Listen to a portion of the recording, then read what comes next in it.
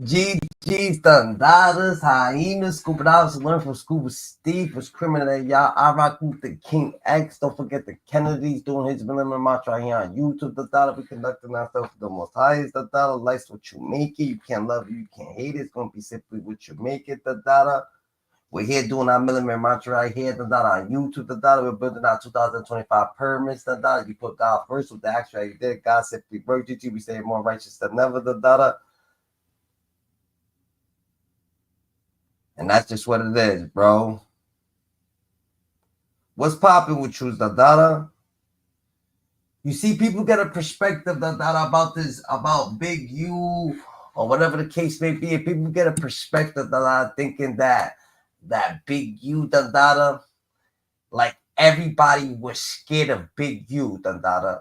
That's what people starting to get a perspective, Dada. But everybody wasn't scared of Big U, Dada. And the check-in situation was only towards certain people who was willing to check in with him, Dada. He persuaded certain people to act like he was their friend to make them check in.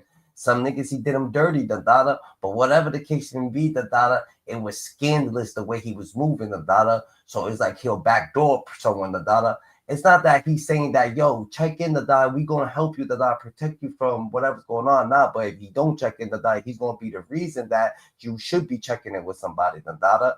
It's just what it is. The data, they backdoor you, the data. So you checking in the data to protect yourself from him, the data. You know what I'm saying? And that's just not how friendship and business works, the data. And you get to a situation that you feel like, if he's making people check in the data, that means that he's making everybody do business with him. Everybody so he wants everybody to be in his business. You want everybody to be in your business, the data. You want everybody to acknowledge what you got going on, the data. So if you want everybody that in your business, the data, that means you want everybody to be legitimate.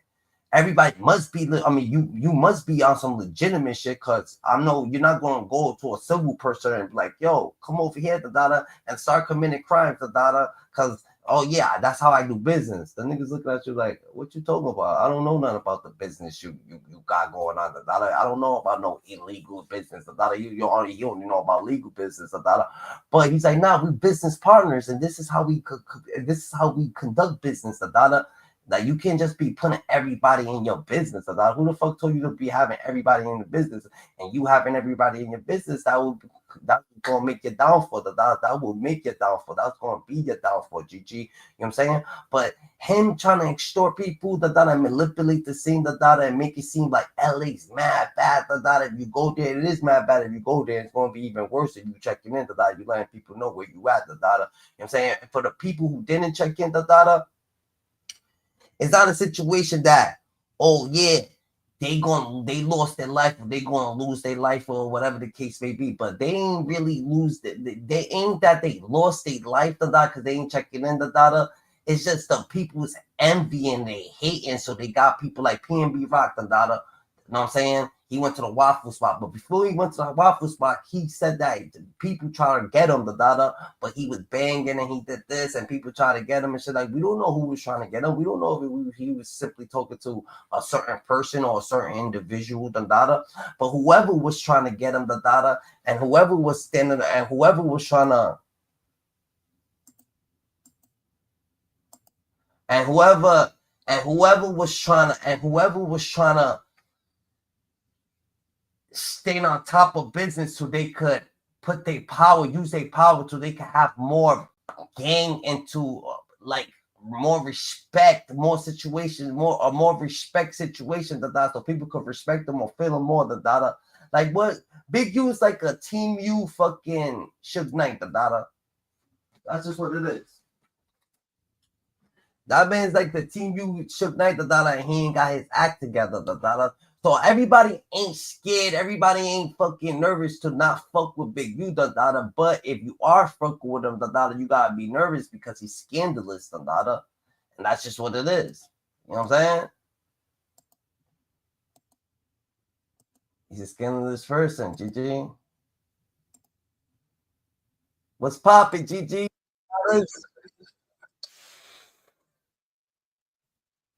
And I don't feel like LA's the most dangerous place for rappers. I just feel like LA, they got a lot of politics going on. So it's a lot of things with the politics that's going on. That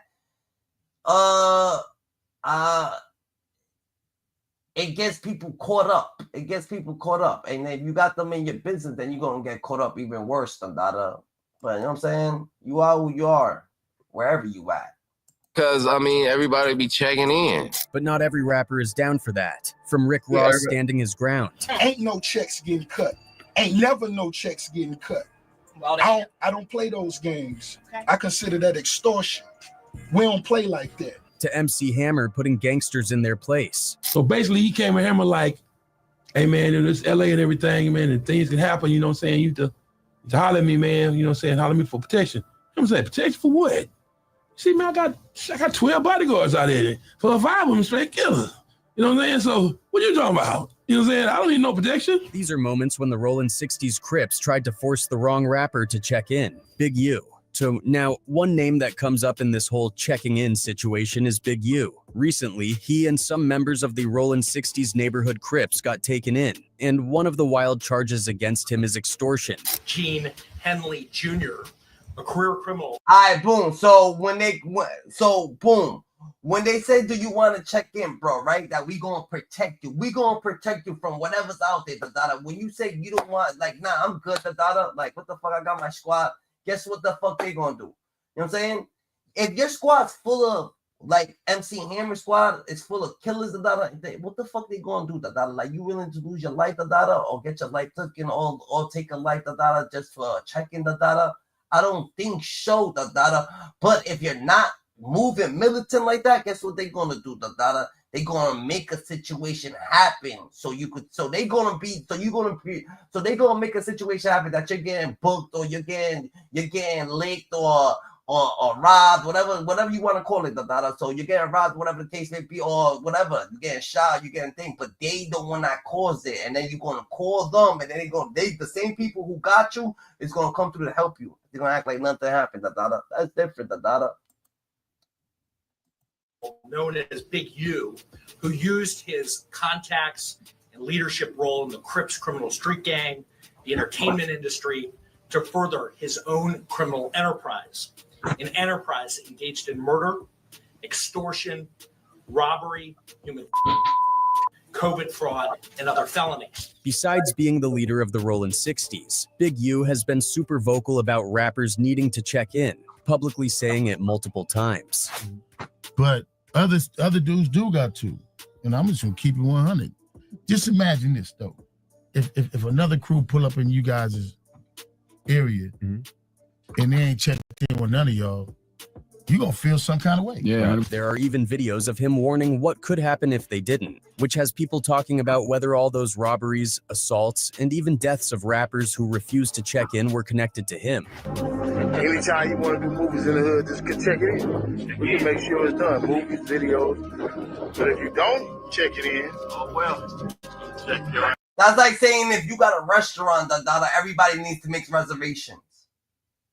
Why the fuck everybody needs to make reservations to come up in here, Like, that's fucking weird, So everybody gotta make a reservation, Seems like you want certain kind of people over here, Like, what you talking about, bro?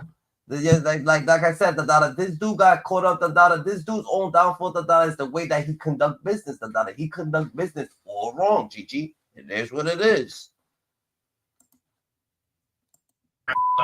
We're gonna check you in, all right. We're gonna check in all of your equipment. For example, there have been rumors that Big U was allegedly behind PNB Rock's murder during a robbery in LA. In an interview, when asked about the situation, he talked about how he checks in when he travels, basically implying that PNB Rock should have done the same. We in LA. When I go to Chicago, I respect Chicago. So what happens when so not checking in with you is disrespecting you. So we don't check in with your ass, nigga. It's gonna be you trying to come on people's ass. Pause, don't did it. You gonna be the one to make shit right, Like, who you think you are? That's not. You see, people get them. They take their power to another extent, I go wholeheartedly. I check in.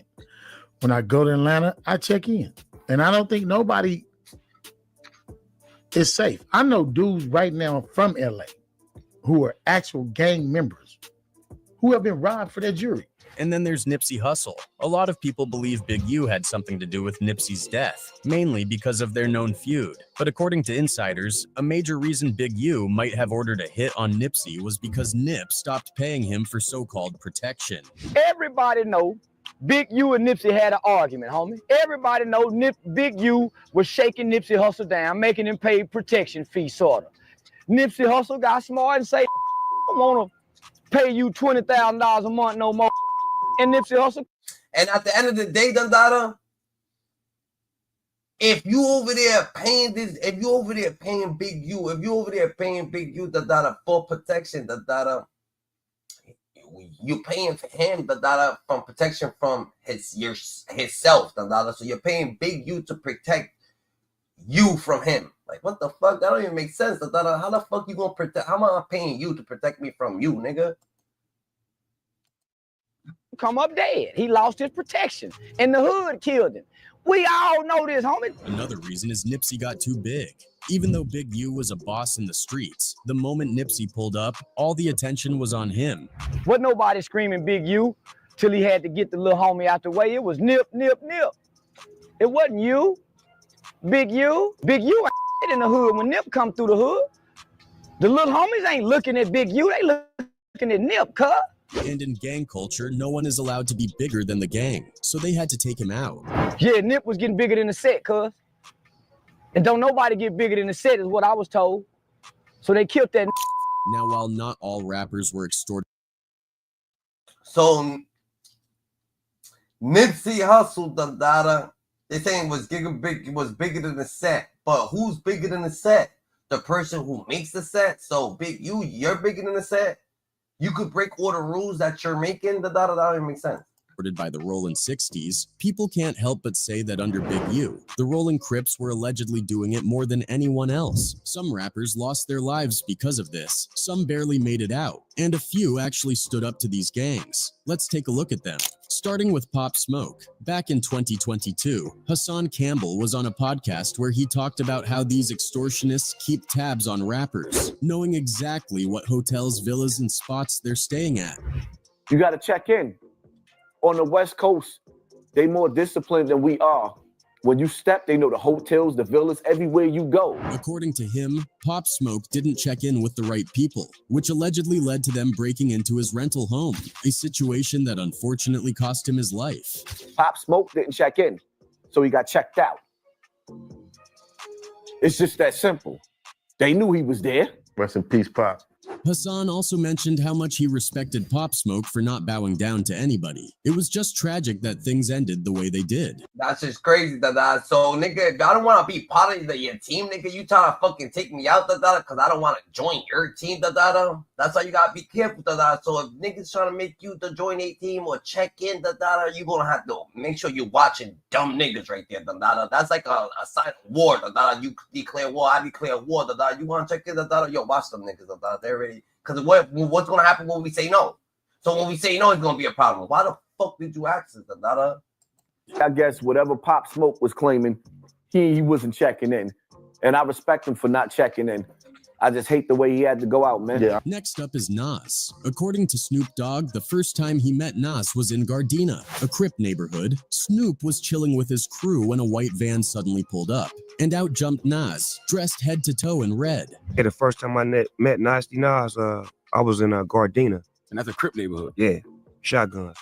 And I was out there hanging tough with my homeboy. A white van pulls up, and it got like about 15, 16 people. Snoop Dogg ain't even really that tough, Dada. So you know that niggas checked in, Dada. Because look at what they did to Nipsey Hussle. And Nipsey Hussle wanted to think. Snoop Dogg don't got a Nipsey Hussle personality. Like, you know what I'm saying? He just got a cool-ass personality, Dada. So Snoop Dogg just one of them niggas that let, you know what I'm saying? He just gonna be cool, Dada. Let shit go the way they want it to go, Dada. But Nipsey Hussle, he wanted to change the ways it was, Dada. He trying to make it better. He was trying to make the community better because it's not all about them, Dada. It's about everybody. In it. All of a sudden, the door open. Boom. Some dude jump out. He got on all red. Snoop said his people were instantly on alert, guns drawn, but he stopped them, telling them, That's Nas. So the homies is like, they finna draw down on him. I'm like, hold on, cuz, that's the rapper from New York. That's Nasty Nas, cuz. When Nas walked up to greet him, Snoop gave him some real advice, letting him know that in LA, rocking all red or all blue can get you caught up fast because you never know what neighborhood you might end up in. And he shake my hand. I'm like, it's a pleasure to meet you, but let me let you know. When you ever in LA, don't ever jump out with no red or no blue on because you don't know what neighborhood you in, loved one. This just goes to show. Just let me let you know. Nigga, bullshit. All that shit, man, don't. On some real shit. That shit go over niggas' head, when you actually one of them people, like MC Hammer, How you gonna touch MC Hammer, He's already rocking with his people, His brother is already active, That Nas didn't care where he was, let alone about checking in. But according to sources, that decision might have had consequences. Rumor has it his home was later invaded, though thankfully nothing serious happened. Okay, Nas got his house broken into. 2 criminals went to the rear door, broke the glass, and kicked that in. Next up is Eminem. Back in 2003, Eminem teamed up with the legendary Booyah Tribe on their single in 911.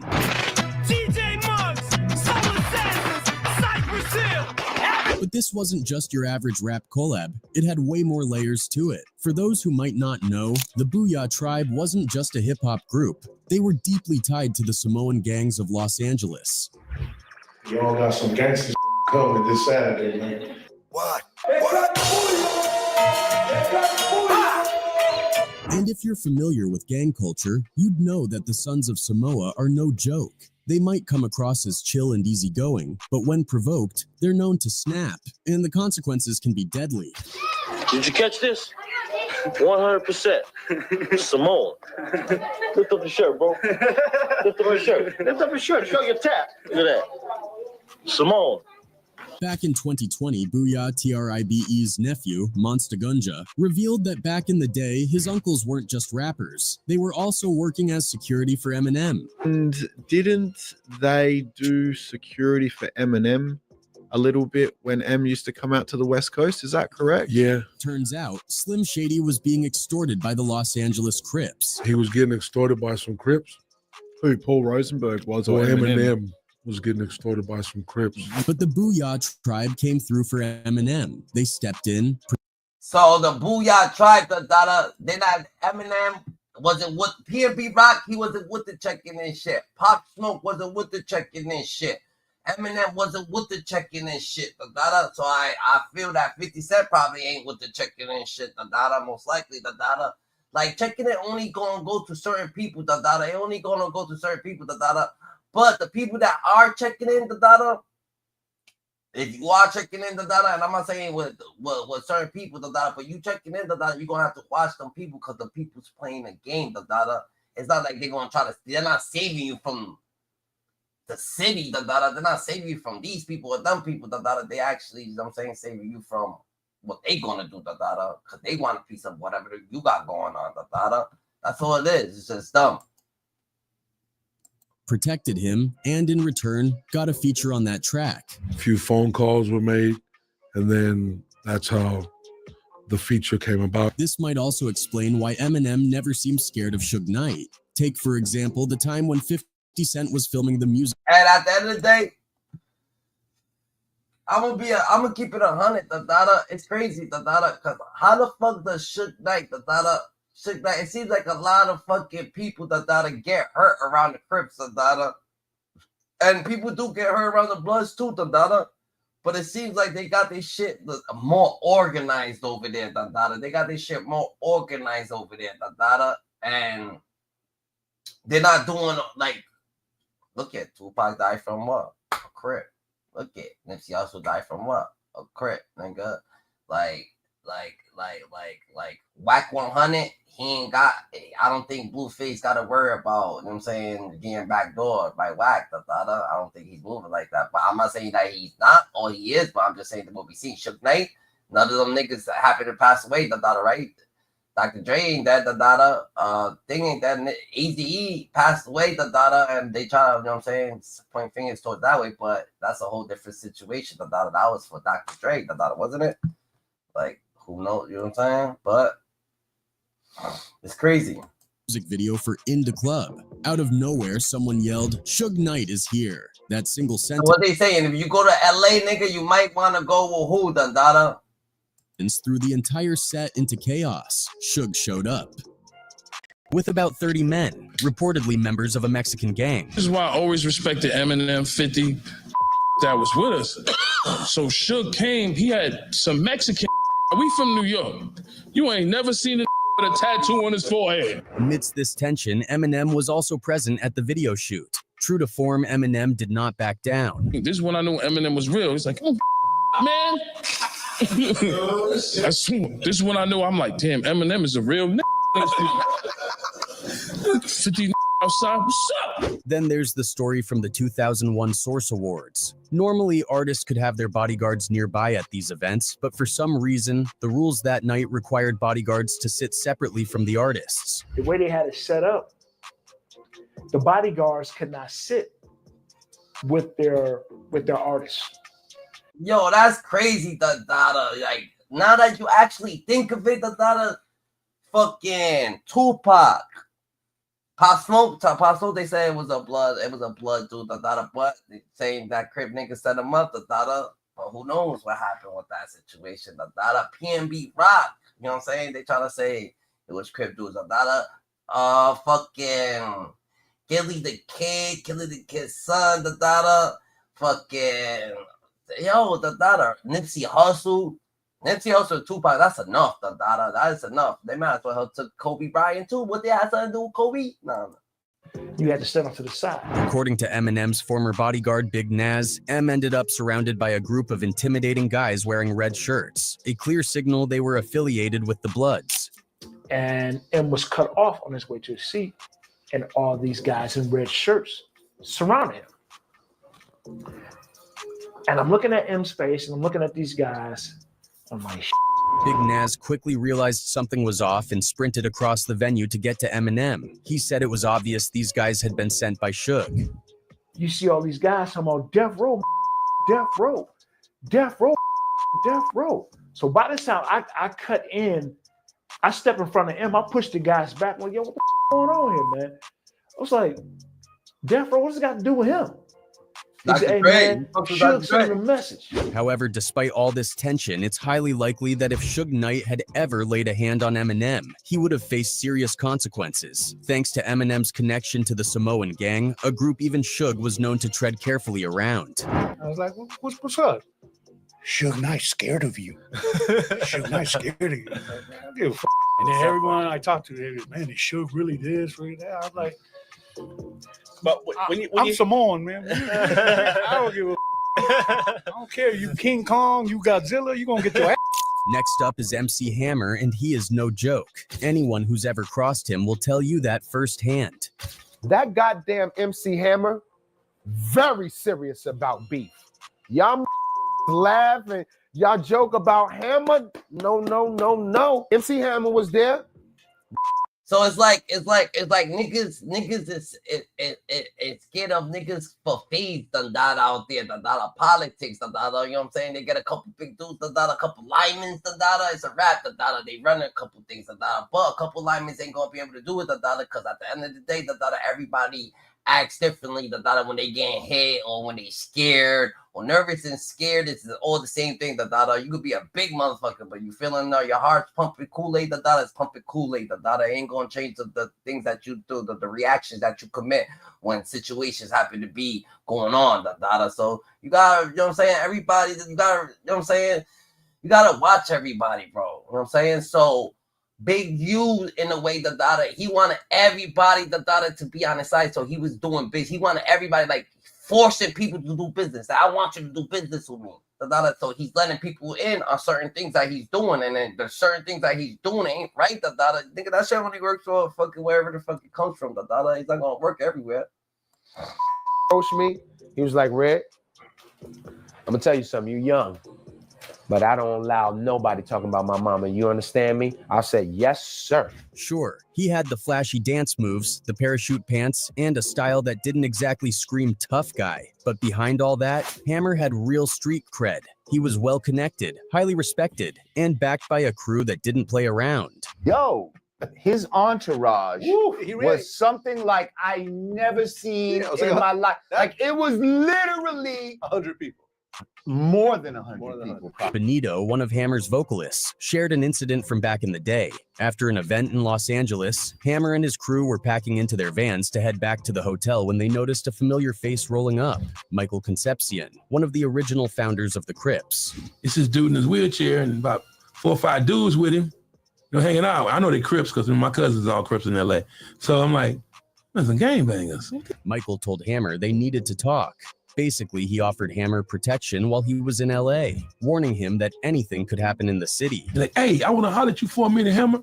Now, the thing is, Mike already knew who Hammer was because they did the video. We were on the same gang before. So basically, he came at Hammer like, hey, man, it's LA and everything, man, and things can happen, you know what I'm saying? You just holler at me, man, you know what I'm saying? Holler at me for protection. Hammer was taken aback by the whole thing and asked why he'd need protection when he had his own squad of bodyguards. 12 of them, in fact. Yo, you're the best thing, the best way to stay safe, real shit, honestly, it's no, bro. It's not even fuck with people. If your squad is legit, and you good, you firm, bro, it's no, because you messing around with people, you're letting people, they trying to get to know you to portray you. They're gonna get to know you to portray you, to put you in hot water, to make you live differently, to have you living like them, because they don't give a fuck what they doing, They go back, and they talk differently. They're not talking the same, So when you agree, they're gonna go back and like, yeah, we made them agree, You know what I'm saying? They're gonna talk malice, So you gotta stay. Nah, I'm good, but make sure that you aware now because they gonna be on your ass. So same people's gonna be on your ass. And these guys weren't your average security detail. Some of them were straight up killers. So Hammer wasn't feeling like he needed Michael's help. To holler at me, man, you know what I'm saying? Holler at me for protection. You know what I'm saying? Protection for what? See, man, I got 12 bodyguards out there. And 4 or 5 of them straight killers. You know what I'm saying? So what you talking about? You know what I'm saying? I don't need no protection. Michael didn't seem to like Hammer's response and kept pushing, saying Hammer should watch his back. You need to holler at me, man. If you don't, something could happen to you, whatever. He said, what you trying to say? He said, you need to go ahead and, take care of that and everything will be cool. He said, to start strangling me. That's when things got heated. Hammer's bodyguards were ready to handle the situation right then and there, but Hammer held them back. Instead, he made it clear to Michael that one phone call from him could shut the whole thing down. Hammer wasn't bluffing either. The next morning, Michael actually came back to apologize, showing just how much respect Hammer commanded. And Hammer, our people looking like, yeah, I'm waiting for you to move. Hammer, hey, what's up? He said, hey, man, it's like this. I'll make one phone call and all this will go away. Next up is Snoop Dogg. After he blew up, his own crew, the Long Beach Crips, started feeling some type of way. They thought Snoop wasn't doing enough for them. He kept repping and name-dropping the set, but they claimed he wasn't giving back. One specific incident that really rubbed them the wrong way was brought up by a Crip from Long Beach named Flossie. According to him, one of the homies had opened up a new restaurant in the hood, and it was quickly becoming a popular spot. Since Snoop had the platform and the influence, they reached out, hoping he could invest in the business or at least promote it on his Instagram to help it gain even more traction.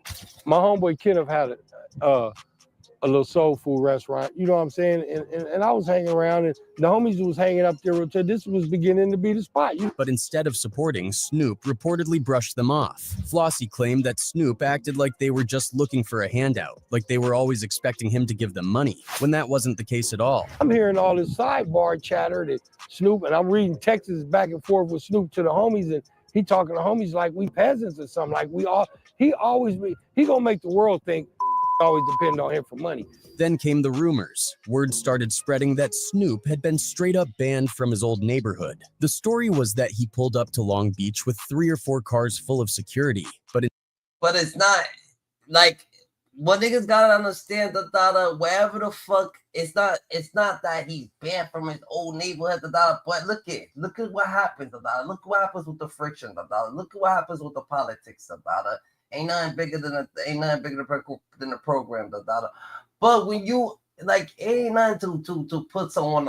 to put out a post or help somebody out, support your local businesses, and you gonna support, and you're supporting shit that you're gonna, that's different. His situation is a little different, but if you're gonna be supporting shit, you're supporting everything that's commercial. You support all this commercial shit. You're gonna support everybody that's gonna think. You're gonna support people that you don't even like because you just want to get away from certain situations. Like you were supporting Biggie Smalls when you was fucking with Tupac. So I feel a little sorry. I feel a little what they say in but at the end of the day, you can't force or force any type of situation.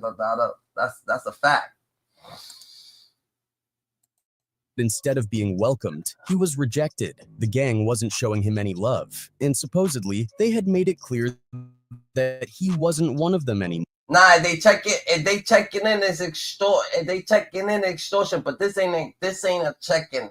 This is like, oh yeah, can you just post the fucking post real quick? But I feel what they're saying. Entitlement is check-in. Is checking in. Anything got to do with entitlement. So you try to check in. More. Naturally, this didn't sit right with Snoop. He wasn't about to let people spread stories like that without addressing it. In a video response, he shut down the rumors, saying none of that ever happened. According to him, it was just a bunch of bitter gang members trying to stir up drama because he was focusing on mentoring young talent instead of associating with them. You 50 years old. You can't get a job, cuz? You mad at me, cuz? Because I won't help you no more? Because I can't do nothing to help you no more because I'm focused on helping out the kids, but mad and jealous of me because of what I'm doing, trying to blemish my name and my character. A lot of people, especially those from Long Beach, had Snoop's back on this one. They argued that if it wasn't for Snoop, Long Beach wouldn't have the recognition it has today. To them, this whole situation just boiled down to jealousy. Snoop had been away from the city, but at the same time, he also gave back in many ways. But you always gonna have haters when you popping. Yeah. You don't have. I mean, if you don't have haters, you're not popping. Oh, nobody shit, but and he was doing for the youth. He been doing his football league, been around, but people don't look at it like his football league got mothers happy and sons out the hood.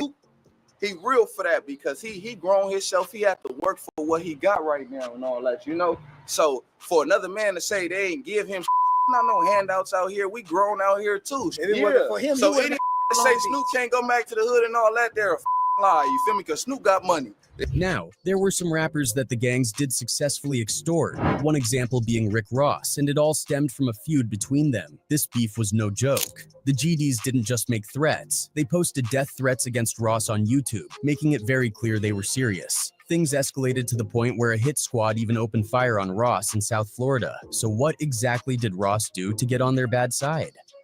It all goes back to Ross's hit song BMF, where he raps, "I think I'm Big Meech, Larry Hoover, whipping work, hallelujah." This line didn't sit well with Kevin Clayton, aka OGKK, a local gangster with deep industry connections. OGKK was the go-to guy for rappers visiting Atlanta and one of the chief enforcers of the hate committee of the GD. He felt disrespected by Ross's lyrics, believing it was inappropriate for Ross to use the name of GD founder Larry Hoover without permission from the gangster disciples.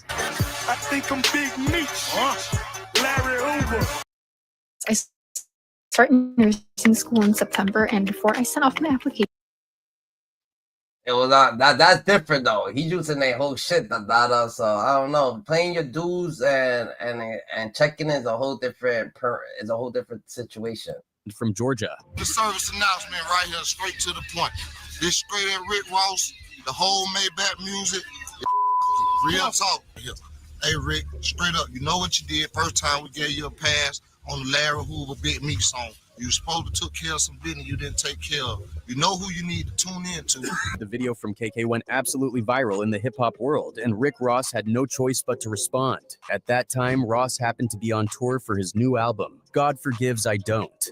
MMG, Maybach Music Group, was dominating the rap scene, with Meek Mill emerging as a star, Wale becoming a top artist, and French Montana dropping back-to-back hits. This was a massive tour, selling out stadiums across the country. Coincidentally, just weeks after KK's video, Rick Ross announced the rest of the MMG tour was canceled. This included tour dates in North Carolina, where the local GDs released a video similar to KK's. As soon as the news broke, everyone assumed Ross was terrified of the GDs, forcing him to respond to the rumors. On December 10th, 2012, Rick Ross addressed everything in a radio station interview. He explained why the tour was canceled and insisted it wasn't because of any threats from the GDs.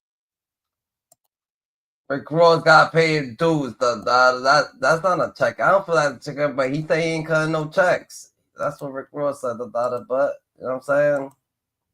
More or less, checking in, extortion, making people do business with you, and that's not what's going.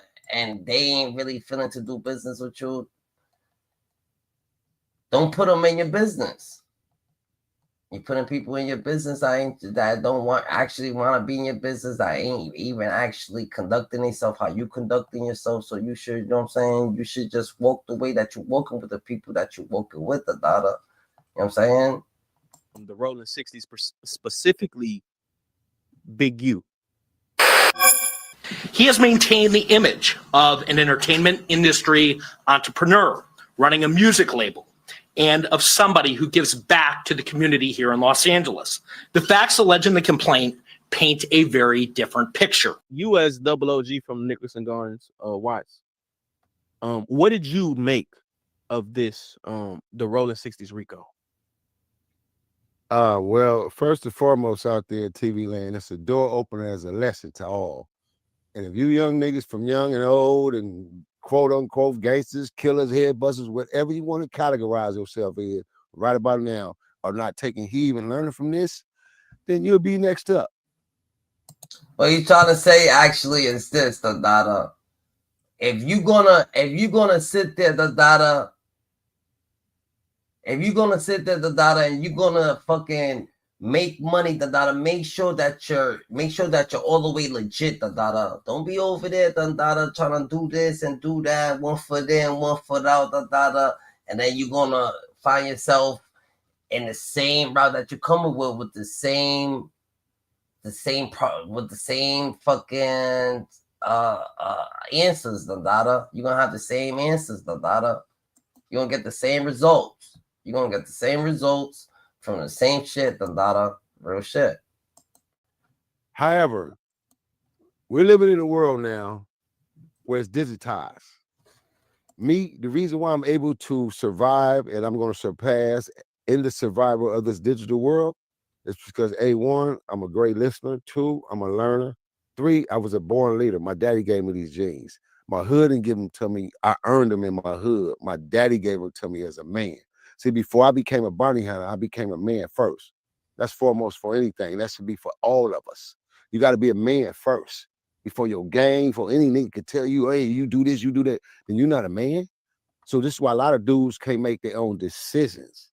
So this RICO Act itself is, I wouldn't sit here and take the time and the elements to just bash Big U or bash him upside the head. Like a whole lot of people gonna take advantage of these moments because now he gone. He gonna be gone for the rest of his life.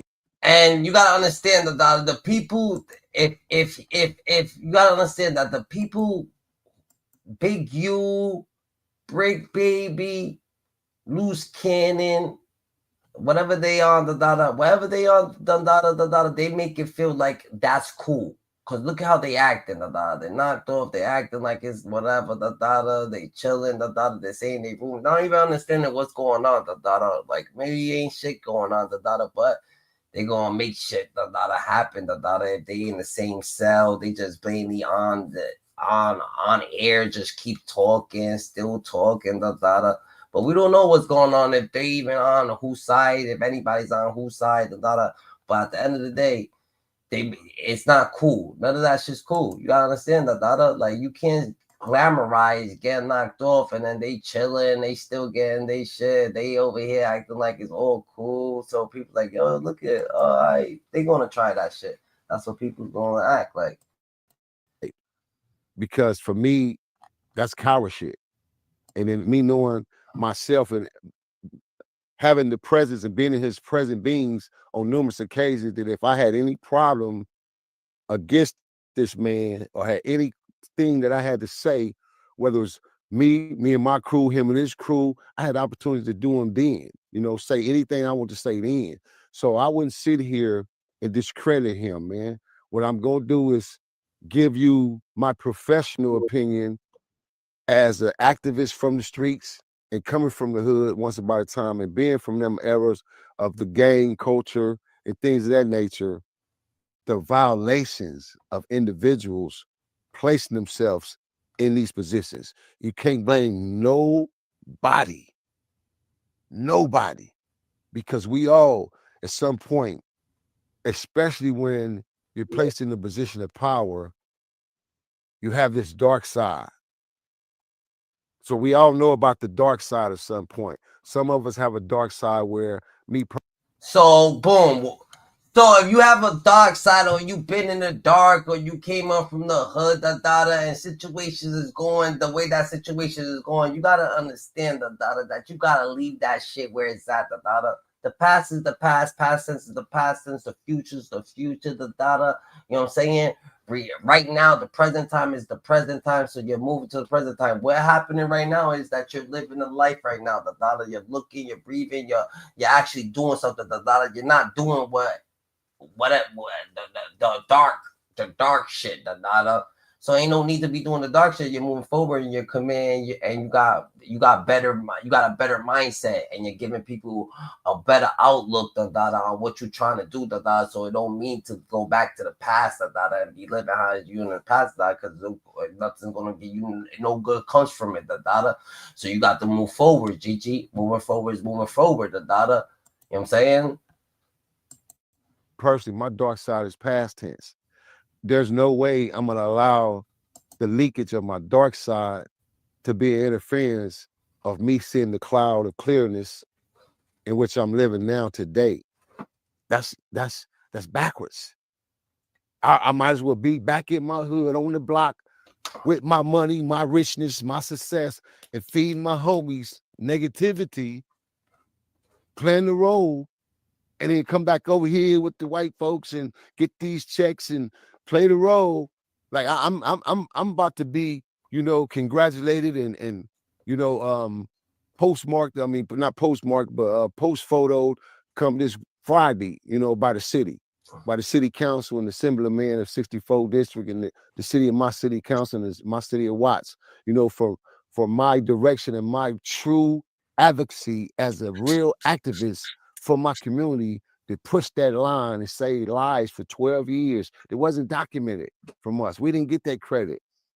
And although I still was there consistently. So if you control a non-profit organization, you know what I'm saying, you a hood activist and shit like that, so you should understand how ignorant the youth is, so you gotta agree to disagree, and you gotta let people just be, and just try to show them the right way, Ain't no way in hell you should be taking advantage of them, because they're already getting taken advantage, You can't take advantage of what's getting taken advantage of, That even makes you more cruddy, So that way even makes sense, So you can't sit there, and commit the malice act or let people get you so mad that you gotta, you know what I'm saying, you're going over there, deserting people or whatever the case may be, and this and that, or whatever the case, just because you're mad at a song or this or that. Come on now, you gotta be more aware and you're older, so you gotta understand that shouldn't trick you out of your position.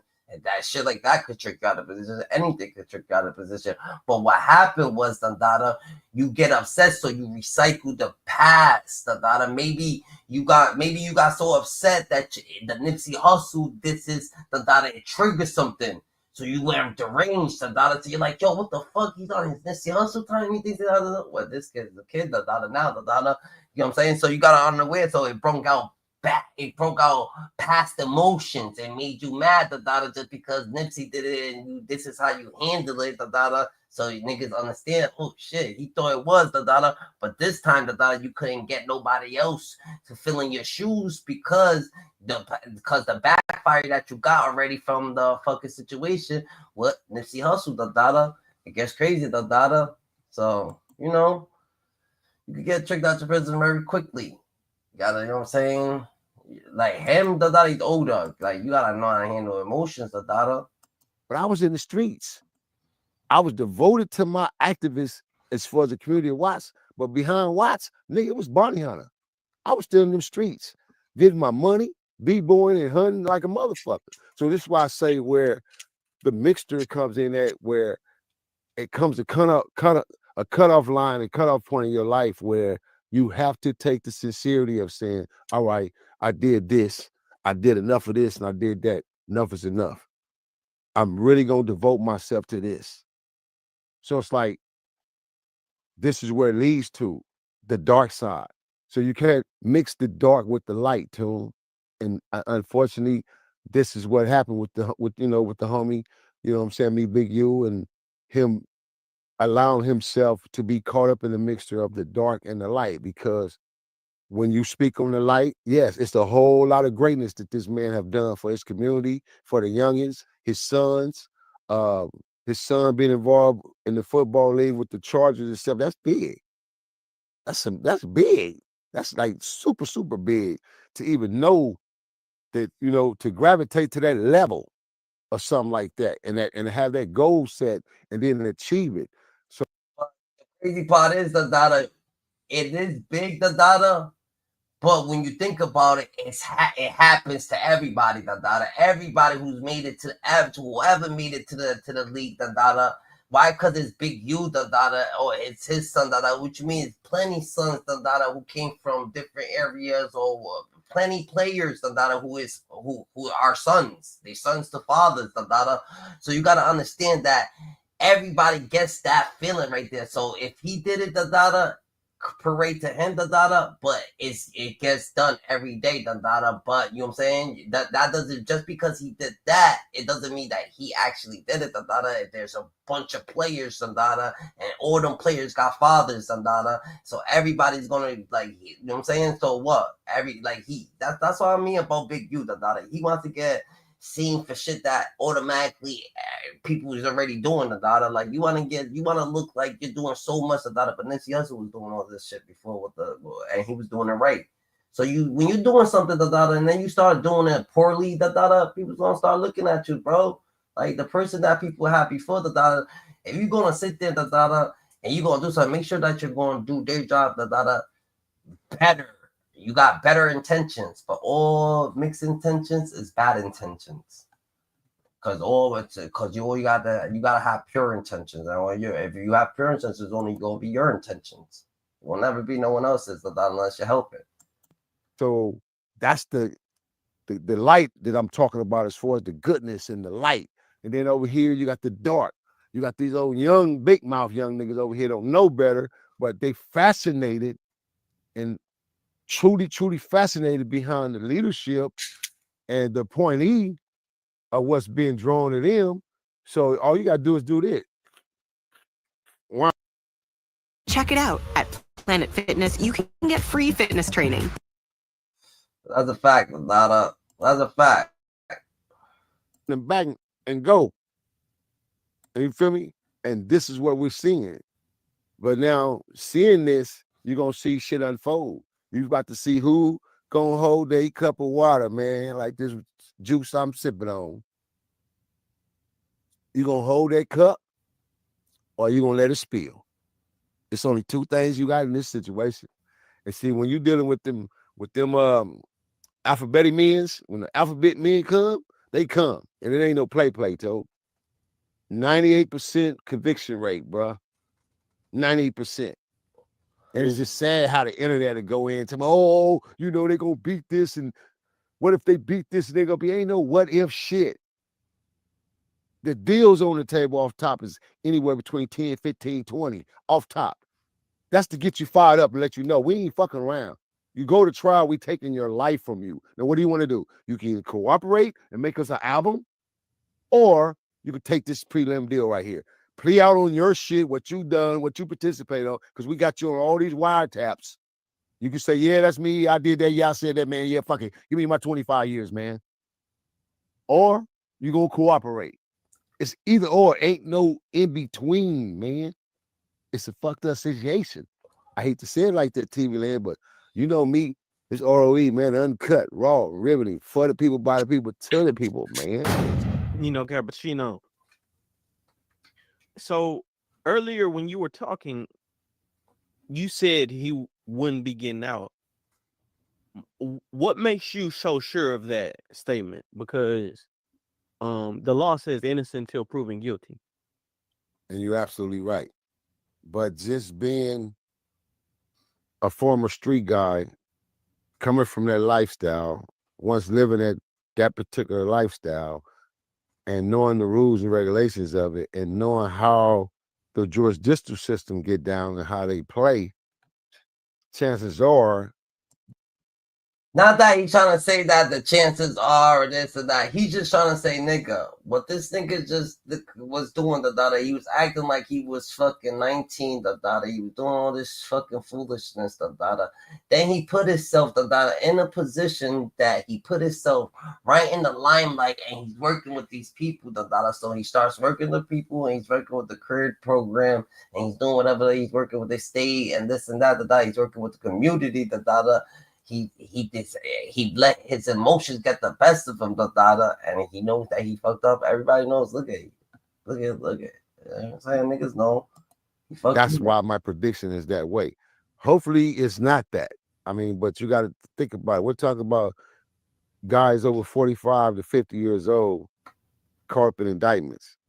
25 to 30 years of their life, that's the expectation of a black man's life at an elderly age anyway. So that means 70, 80, we supposed to be clocked out and checked out at some point, as they say.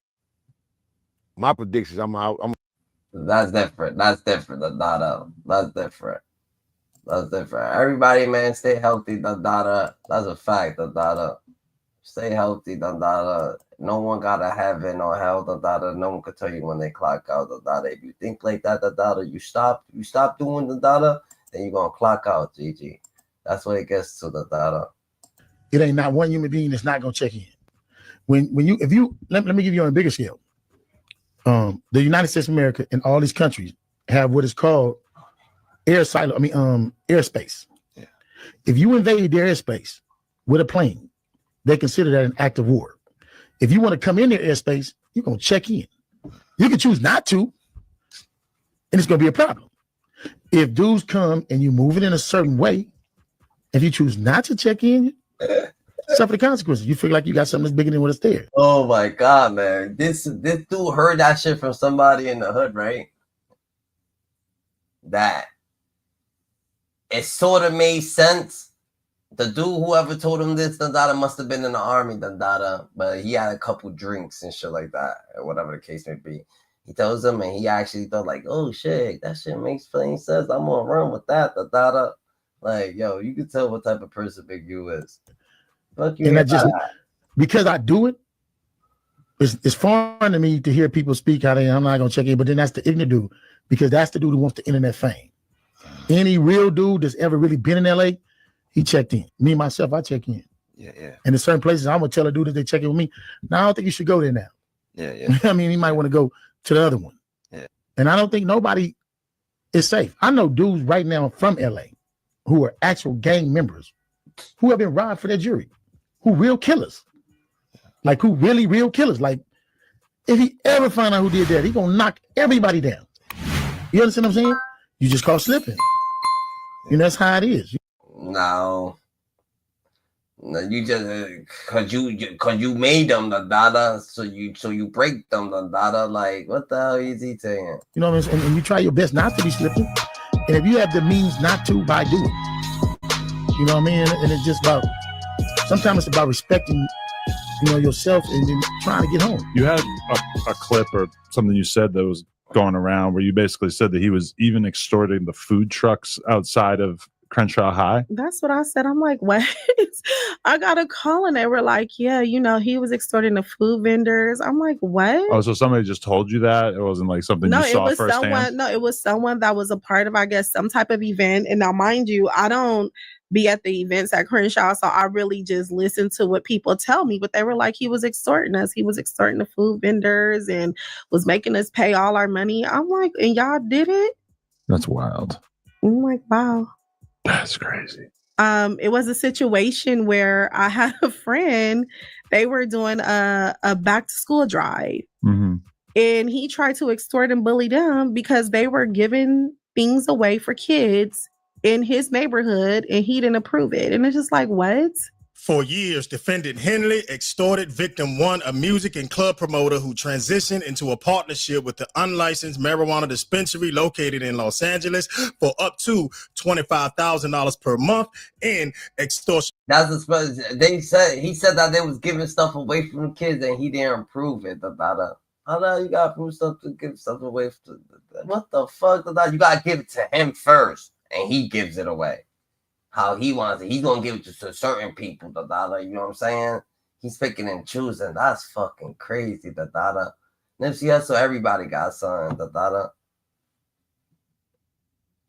Fees until victim one started to ignore defendant Henley's calls. On July 5th, 2021, when victim one had been ignoring defendant Henley's calls, demanding extortion payments, I feel like Nipsey Hussle was bringing everybody together, all nationalities too over there, everybody was just coming together, It's crazy. Robinson, Big U Enterprise member, and self-proclaimed Rolling 60s member Tremaine Ashley Williams, aka Loose Cannon, and approximately 9 other individuals, all acting at defendant Henley's direction, traveled to the dispensary and committed a robbery. Victim one's real name is Dale Morrison, aka Monster Man. I'm pretty sure y'all done heard his name before. This is the dude that Big U was extorting so much that he ran out of money and had to start getting the extortion payments directly from the feds because he was already cooperating because he had been caught a previous case. Well, he's speaking out in an interview, speaking about Big U, speaking about his situation, and speaking about his thoughts around the whole situation, man. Check this out. I do want to say that I do have a story. I do have a side. People are paying people $200, $300 to tell them things about me. Not a lot of this stuff is true, and I can't wait to tell my side. As far as Loose Cannon go, I don't think he works for the police. I don't think he's telling. I think he's lost in the sauce, kind of. I think he wants the celebrity. He wants the clout and stuff like that. I do think he might end up telling because of what Big U has done to him, too. He already took the proffer agreement. He already took a proffer. I just put it up there. Oh, okay. So he's definitely telling. Yeah. Yeah. I just put the proffer a lot of times, right? A reflection of what happens to you through life is a reflection of what you've done through life. And I think that, when you look at, even the Nipsey Hussle situation and, what Nip and, Big Man went through, it's like we're not dealing with one of the best peoples in the world. We're dealing with, a lot of these people are pro-black only when it matters. Even one day I seen Loose Cannon on the show talking about, oh, yeah, y'all niggas like Willie Lynch, y'all want me to get locked up and this and then that. But then, you know what I'm saying? You just can jump Marciano, bro. He's 60 years old. You took him off his clothes and it's only pro-black sometimes.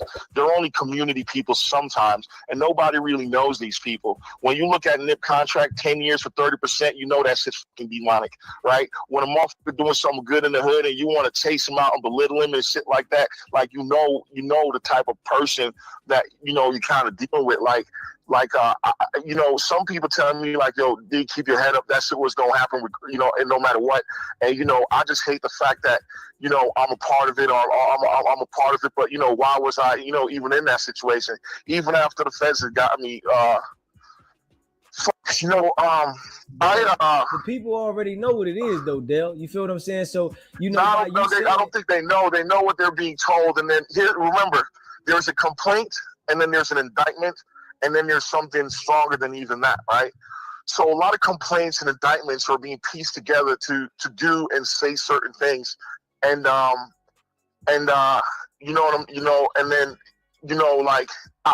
do respect this shit, and I do understand the business part of it. I do know that a lot of this stuff is for, and like I said, I watch you, and I know the man that hooked us up. There's nobody more pro-black than this guy, brother, sister type thing. And, I respect him a lot.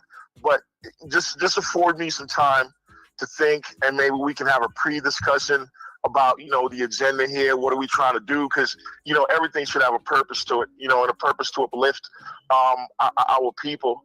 You know what I'm saying? Like, you know, even when I think about, yo, Big U got so comfortable with extorting everybody, he actually thought that he actually could take everything from everybody. Look at homie's face over here. Homie face look like he want to cry. You know what I'm saying? This nigga look like he wants to be in the picture, but they look like they don't want him in the picture.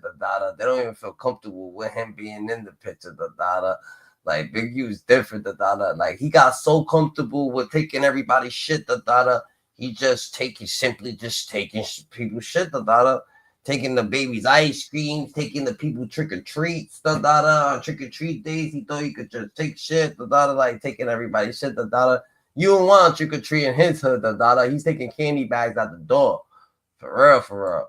Big U, when I think about Loose Cannon, and you know, there's anger and there's animosity and there's hurt and there's all of this shit involved in it. You know what I mean? I still know that as Black people, we're still fucking products of our environment. You know what I'm saying? A lot of people think for me to win, you got to lose. And, you know, that's a big problem. And that's what my brand, Everybody Eats, was always about. Like, you know, we can all kind of survive the way you got 50 jewelers on the same block, but they can all get along. You know what I'm saying? It's not really dog eat dog. But some people are from a world where it's just dog eat dog. You know what I mean? And that's part of my agenda, that it ain't fucking got to be like that. You know what I'm saying? That a Black man ain't got to step on another Black man. The old niggas ain't got to step on the young niggas, like, you know, to where they can't breathe. Like this shit, like, you know what I'm saying? Like it's a lot that goes on. I think the biggest thing for me about how I ended up where I ended up is because it's like someone trying to break you and then it works. I don't know if your girl, you know, if you ever had a girlfriend or somebody that tried to get you mad and then it actually works.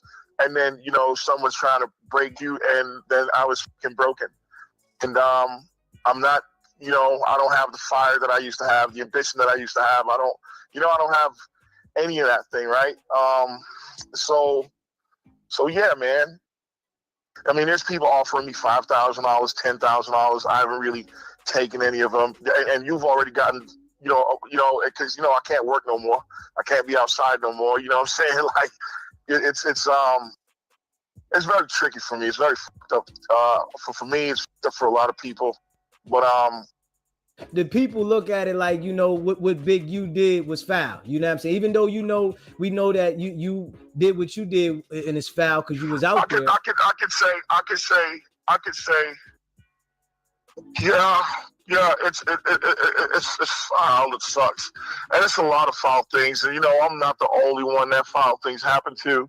And you know, yeah, and then you know, as we go through what happened, you know, there's a lot of people that this shit's happened to all across, I think, and you know, for different reasons. You know what I'm saying? A lot of times, looking at this shit like, well, yeah, man. We'll talk. That was victim number one, Dale Morrison, the person that's cooperating against Big U because Big U was extorting him, man. Listen, but he is not a stranger to law enforcement, man. He said that he's staying in the, he gotta stay in the crib when he's in Woodsack. Had his run-ins in the past, man. In 2014, he got locked up for pimping, pandering, and running a sex trafficking ring out there in California, man. Victorville, to be exact, man. So he even has some minor charges in there as well, man. But out there in the state of Ohio, man, July 25th, 2020, he got hit with conspiracy with intent to possess narcotics for the purpose of distribution and possession with intent to distribute narcotics for the purpose of distribution, man. And I think this might be the case. They got him cooperating against Big U, man. Just listen, he ain't been to court for that narcotics case yet, man. And here is the proof, man. He got an ends of justice order, man. And the last time they granted this to him was this year, man, last month, sometime like that, man. And the ends of justice pretty much means that they're going to postpone his trial, postpone his case for the interest of justice. That means that he might be working. That means that he is working because they just granted him this right here, man. That's what the ends of justice is. They put in his case on hold while they deal with the whole Big U thing because he might be the biggest key witness in this case, especially when it comes down to the extortion factor of this case, man. This case was sealed, the one in Ohio. Now it's unsealed, man. So we already know, man, this dude is working and he's taking Big U down, but he's got a lot to say, and I wonder what else he has to say. Remember, in this conversation he was having, right, he said that there's a lot of other people that this happened to. He says that he ain't the only one. There's a lot of people that Big U was extorted. Remember, SKG said in the beginning of this video, in one of those clips, man, she said that Big U was extorting food trucks. So we already know if he gonna do a food truck, he gonna do a restaurant. A lot of people were saying he was doing a lot of dirt out there, and there's been a relief in the 60s or in the Los Angeles area pertaining to Big U, because he was leaning on everybody, man, literally being the Debo of the community. Literally what you got on my 40, homie. Like, if you making money out there as a black business and Big U was on the streets. That's crazy, so he actually knew where everybody was. That's how he knows where the mad information. That's how he knows where everybody the fuck at, That day over there, like, oh yeah, this nigga's over here, yo, PNB Rockets in here, but we, you know what I'm saying? Can you take 3 months off, off that? You don't have to come around for 3 months, you know what I'm saying? Yo, this nigga was, that's how he knows everything about everybody, that's crazy, He extorted you, bro. So, you know, he leaned on this dude, and I don't know what else is going to come out of this, but he has a lot to say, and I can't wait to see what he has to say, man. But he got caught up in 2020. That's how he ended up cooperating against Big U. He got a big narcotics trafficking case 6 years after he got that daggone human trafficking case out there in California. So he was moving around state to state. California took it over and ended up out there in California, and he has an ends of justice order, meaning they ain't going to do nothing pertaining to his case until they deal with this Big U situation. And it looks like to me he's working very hard. Why? Because he's still on the streets. He's still on the streets, fam. They still got him on the streets. He's doing interviews and everything, man. Now listen, I told y'all this not too long ago, man. I said Loose Cannon is setting the trend. There's going to be people calling in the podcasts and shows, looking at cases, facing cases before the cases are even resolved, and they're going to be talking all their business on these podcasts, man. Listen, he's the next one up, man. That dude that came out and spoke, he should have stayed silent, because he said he can't even work.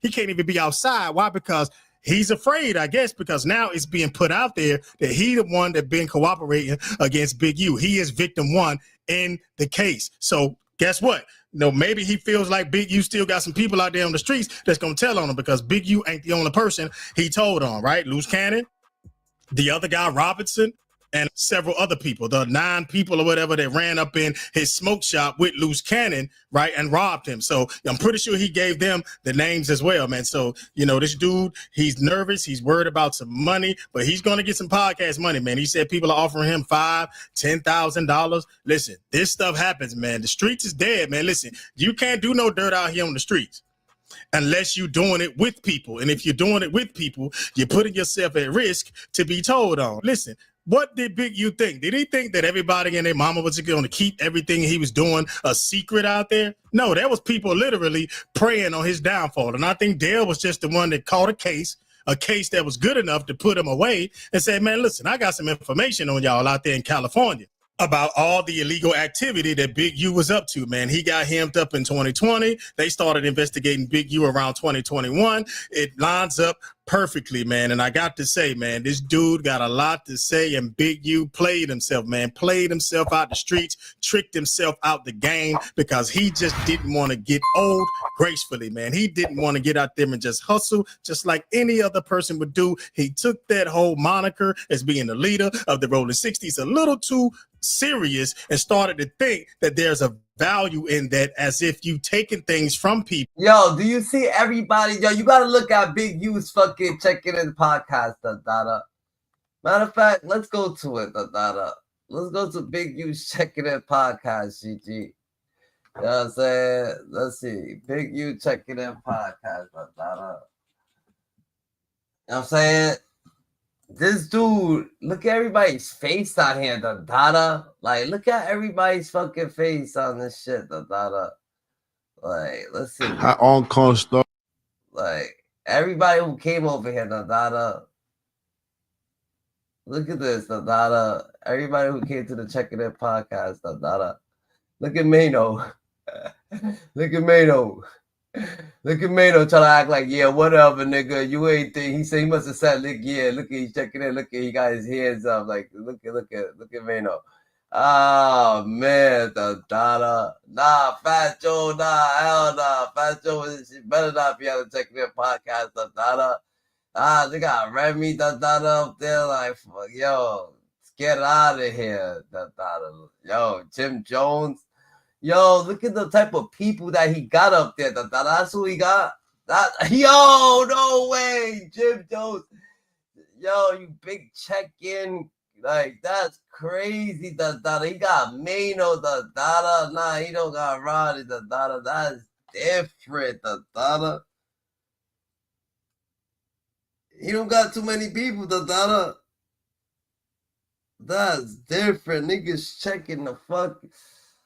Yo, so a lot of people don't fuck with this thing because it's a podcast that you could have way more people than that. Look at this, like it's crazy. Ghana, nah, he started at episode 1. Quando Rondo,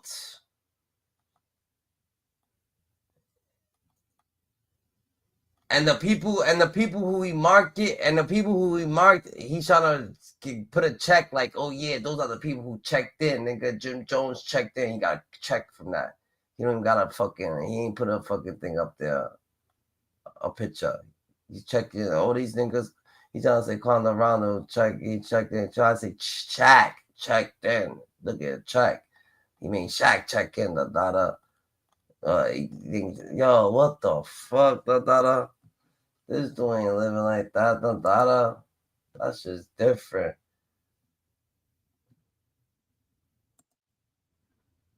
Them niggas was looking sad. Over there. What the fuck? Why they looking so damn sad? Why they so fucking sad? They ain't do that. For real.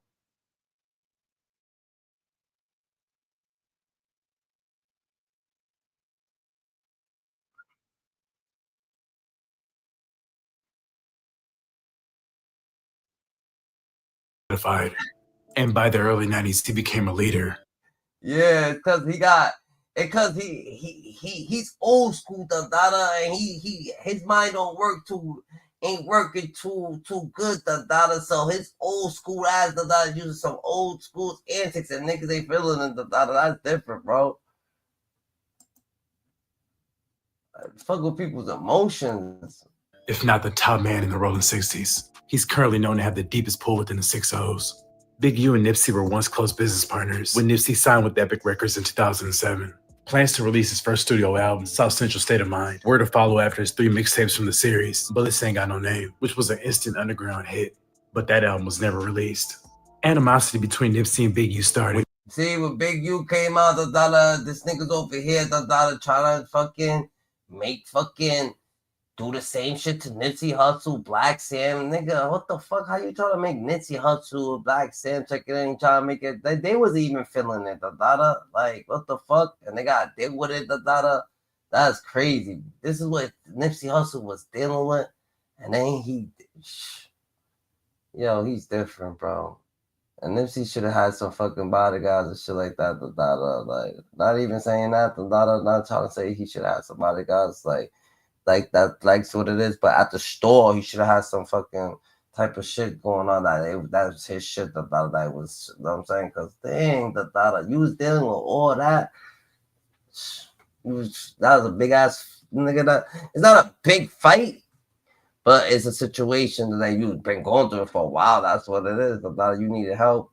When Nipsey wanted to cut ties with Big U's label, Nipsey was allegedly locked into a shady deal where he felt he was being extorted by Big U. But according to Big U, his version of the origin of conflict began when Big U left the music industry. Nipsey had Big U's recording equipment and Big U wanted it back. Big U was able to recover the equipment and moved it to his shop on 43rd and Crenshaw, thus making it accessible to other artists, including Nip if he still wanted to use it. Apparently, Nipsey took exception to Big U taking the equipment. They weren't seen eye to eye. And then Nipsey comes out with the song You Don't Have a Clue from his 2010 mixtape The Marathon, which is widely believed to be a diss song aimed directly at Big U, specifically in the first 4 lines of the song.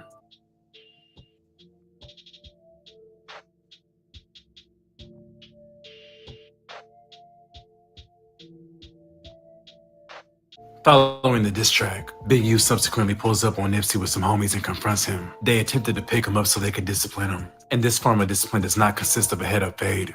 Before Big U could take Nipsey away for the DP, Black Sam jumped in front and told Big U that Nipsey wasn't going anywhere with them. And Big U responded by wanting Black Sam to stay out of it, saying that Black Sam was never from 60s and that this is gang business. Although he did understand the sentiment of protecting his brother. In addition to the equipment ordeal, family disputes have caused these two to clash in a real way. Nipsey's first baby mother is Big U's niece. During this time, Nipsey and his baby mother were not getting. Yeah, this nigga Big U's what he said about what Big U say that he pressed 50. What's this nigga saying? He pressing niggas. Yeah, it was Golden Glove. Yeah, Golden Glove. For real? Yeah. Oh, that's why he liked that then. Yeah. Most niggas can take care of themselves physically, have a different kind of cockiness. I didn't know that. No, he boxed. I just, all right, that explains a lot. This is the last time you scrapped with somebody? Shit. 3 weeks ago, we spar every day. You know I spar. Okay, but I mean like rough somebody No, up in the streets. Fight, man, I don't know. I ain't talk about that. You know what I'm saying? I don't want to fight with nobody, bro. This shit'll hurt. You know what I'm saying? If I age, you like, this shit'll hurt. Like, it'll really like hurt like for months. Bro, like, that shit blew my mind seeing you just outside the fucking roller rink and it was just normal that just fades all day. Oh, yes, I used to go. That's crazy. I really used to go. It really used to go like that, though. Like, dudes would come from everywhere. Like, oh, I want to squad with Big U. You know what I mean? For real. Yeah. And you would just, let's go. You can't turn the fade down. Yeah. You pulled up. Right. You know what I'm saying? You never met anybody that was real competition around that time? Nah, nope, not that time. Because, I mean, I was kind of cheating. How so? Meaning that I trained to fight. Oh, okay. That's so cheating. Right. You know, if I'm trained, I ran, I exercised, right. And my whole family did martial arts. So when we met and got together, it'd be a family thing. Like we have our own school. Do you think you would be a UFC fighter if you? I would have definitely been a UFC fighter, Right. a good one. Because I boxed already. I grew up boxing, and I grew up doing martial arts, and I started wrestling at Pomona High School when I went there for 1 year. That would have been amazing. Yeah. You know what I mean? But I'm too old and shot up too many times, knee injuries.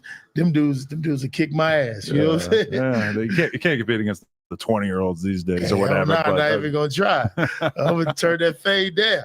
I'd like to see that Big U in the UFC You said whack. heavyweight You said division. whack. You want to see whack fight? You already say whack.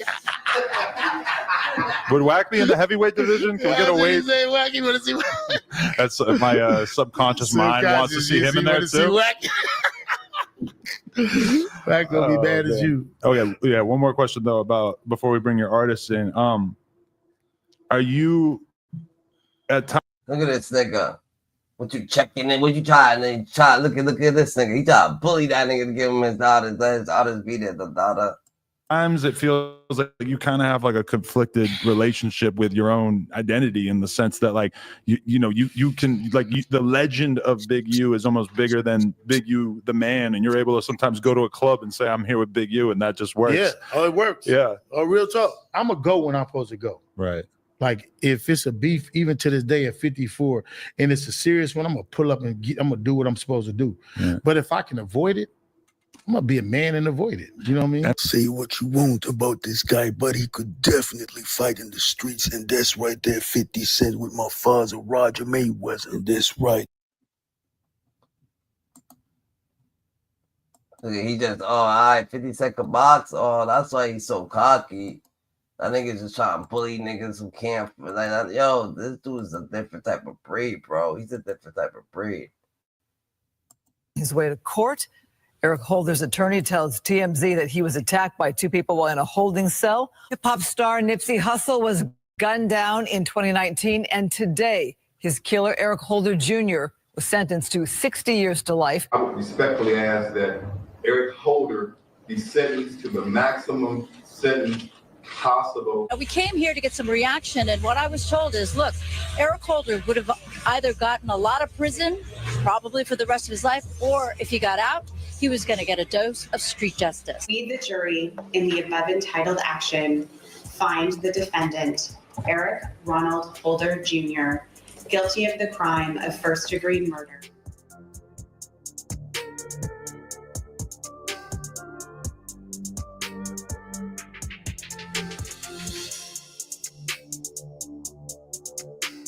That's crazy, the data. Hermes Ascadam, aka Nipsey Hussle, was shot and killed on. It's crazy because all this shit coming out, the data, but they keep bringing up Nipsey Hussle, the data, like, and then shit, the data. They keep like that's the data. You could tell the data niggas was fighting a crazy ass war, the data, and like how you fight a war like that, the data. I mean, I can give you the pointers, but ain't none like that's crazy, bro. That's crazy, the data, especially having. First of all, the data, you can't never, that's what I'm saying, you can never check in from the jump, the data. Because what's going to happen if you give this man money? What do you think? What's going to think tomorrow, the data, when he wants more money? He goes spends the money or puts the money away, the data, comes back tomorrow and they asks for more money or next week or next month, the data. What the fuck? Your whole life, you're paying this dude, the data, to live? This dude's God? That's crazy. 31st of 2019, outside of the South Los Angeles clothing store that he owned. It was an intense search throughout Los Angeles County. Investigators knew who they were looking for, and LA County Sheriff's deputies did arrest him today in the city of Bellflower. LAPD detectives drove down there personally to identify him and take him into custody. Here is exclusive video from Air 7 as the suspect, 29-year-old Eric Holder, is picked up by LAPD detectives at the sheriff's station in Lakewood. He was placed in an unmarked vehicle. The department says it received help from the community to track him down. Police say Holder was outside Nipsey Hussle's store on Sunday talking with Hussle and then left. He came back a short time later and started shooting. Hussle was hit in the head and the chest. Armed with a handgun, this senseless murder, this expression of violence represents that this is a man who is of a substantial risk to public safety. Chief Michael Moore says Holder and Hussle knew each other, but would not say what the discussion was about or the motive that led to the shooting. Police believe Holder is a gang member, but this was not a gang shooting. It was a personal issue.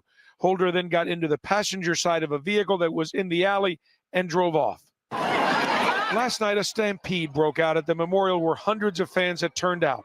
There was confusion after someone pulled out a weapon and another person tried to disarm him. And in that struggle, that caused obviously panic in that group of hundreds of people and a cascade or stampede, if you will, of people expecting, hoping to leave and not suffer any injury. Today at a news conference, the mayor of Los Angeles praised Hussle for his work to end gang violence. He was somebody who was a gifted and brilliant artist, an entrepreneur who found global success, who was working closely with this city to help save lives and transform lives, even as he was doing that for himself. Now, police say after the shooting, Holder left the scene in a car with a woman. It was a 2016 Chevrolet Cruze. They say that person and anyone who might have helped them could also be charged in the murder. Nearly 4 years after Nip was shot and killed, Eric R. Holder Jr., aka Shitty Cuz, was sentenced to 60 years to life in prison after being found guilty for first-degree murder. That's his big. That's because of the diss, the data. He put his the data. I'm trying to tell you. So the Rashad, the RW dude, the data dissed him to the data. He got the data. He went back. He was feeling past emotions. The data shit got a little bit too real. The data. You know what I'm saying? Shit got a little bit too real.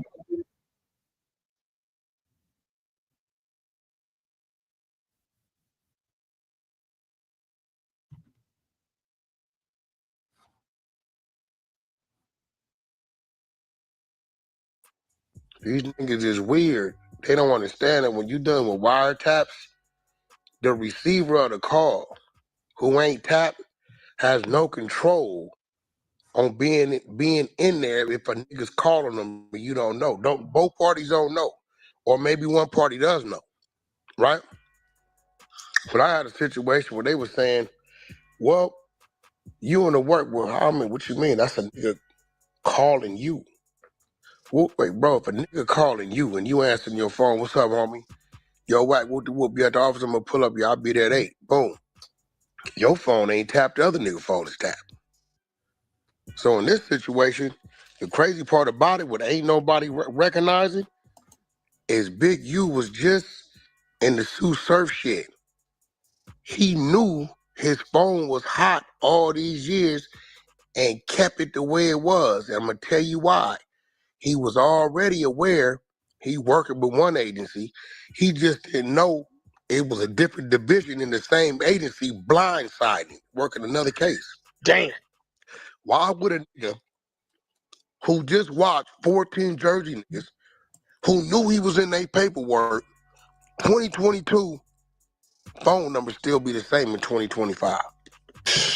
Crazy. Yo, did Nipsey Hussle come up in Big U paperwork with some real shit or still speculation?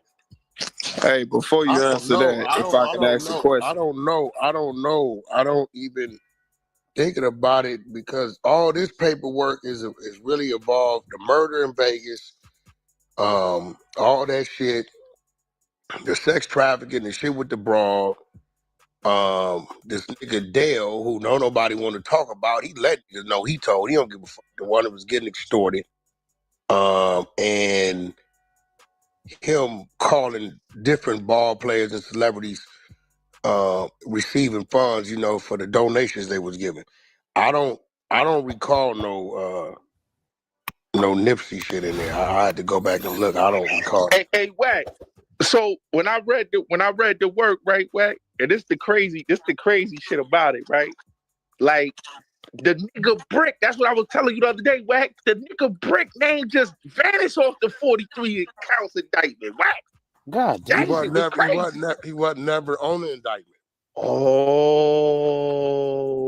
Brick is a victim. Brick was getting extorted. So Wack, so really Big U exposed the nigga that. Big U the one got Brick hot. Big U and the other nigga, because the other nigga, Brick do a robbery somewhere else, whatever he do, right? Word got to the grapevine, Brick didn't hit a lick. They get on the phone with this nigga, yeah, we hear Brick nigga just hit a lick. So they go to talking about, okay, Brick got to come pay up. They ain't got nothing to do with the lick. But because they talking about Brick hit a lick, that will put the people on Brick. Right? So this explains why when they snatched Brick up in June, he was able to tell 600 they got a RICO coming. It ain't a 6-0 RICO, it's a Big U RICO. But at the time, we don't know what the fuck he talking about. He mentioned Vegas. He said, yeah, it's a body in Vegas, all kind of shit. That nigga in trouble. We listening to him, but we don't know. We don't. And Wack 100 is over there. Wack trying to say like he didn't say what that shit either. But Brick did say that. So they got Brick hot. That's crazy. That's crazy. But what the hell? Don't know nothing was going on at the time. As time progressed, what popped up? Big U RICO. It's a Big U Enterprise RICO. But Brick knew this because when they pulled him in, when they served their warrant, they find the K. They didn't go there for the K. They went there for the phone, for the Dirk shit. But in the process of them looking, they find the K. So now they start to use the K. They like, listen, we got you with this K, and we know this nigga been extorting you.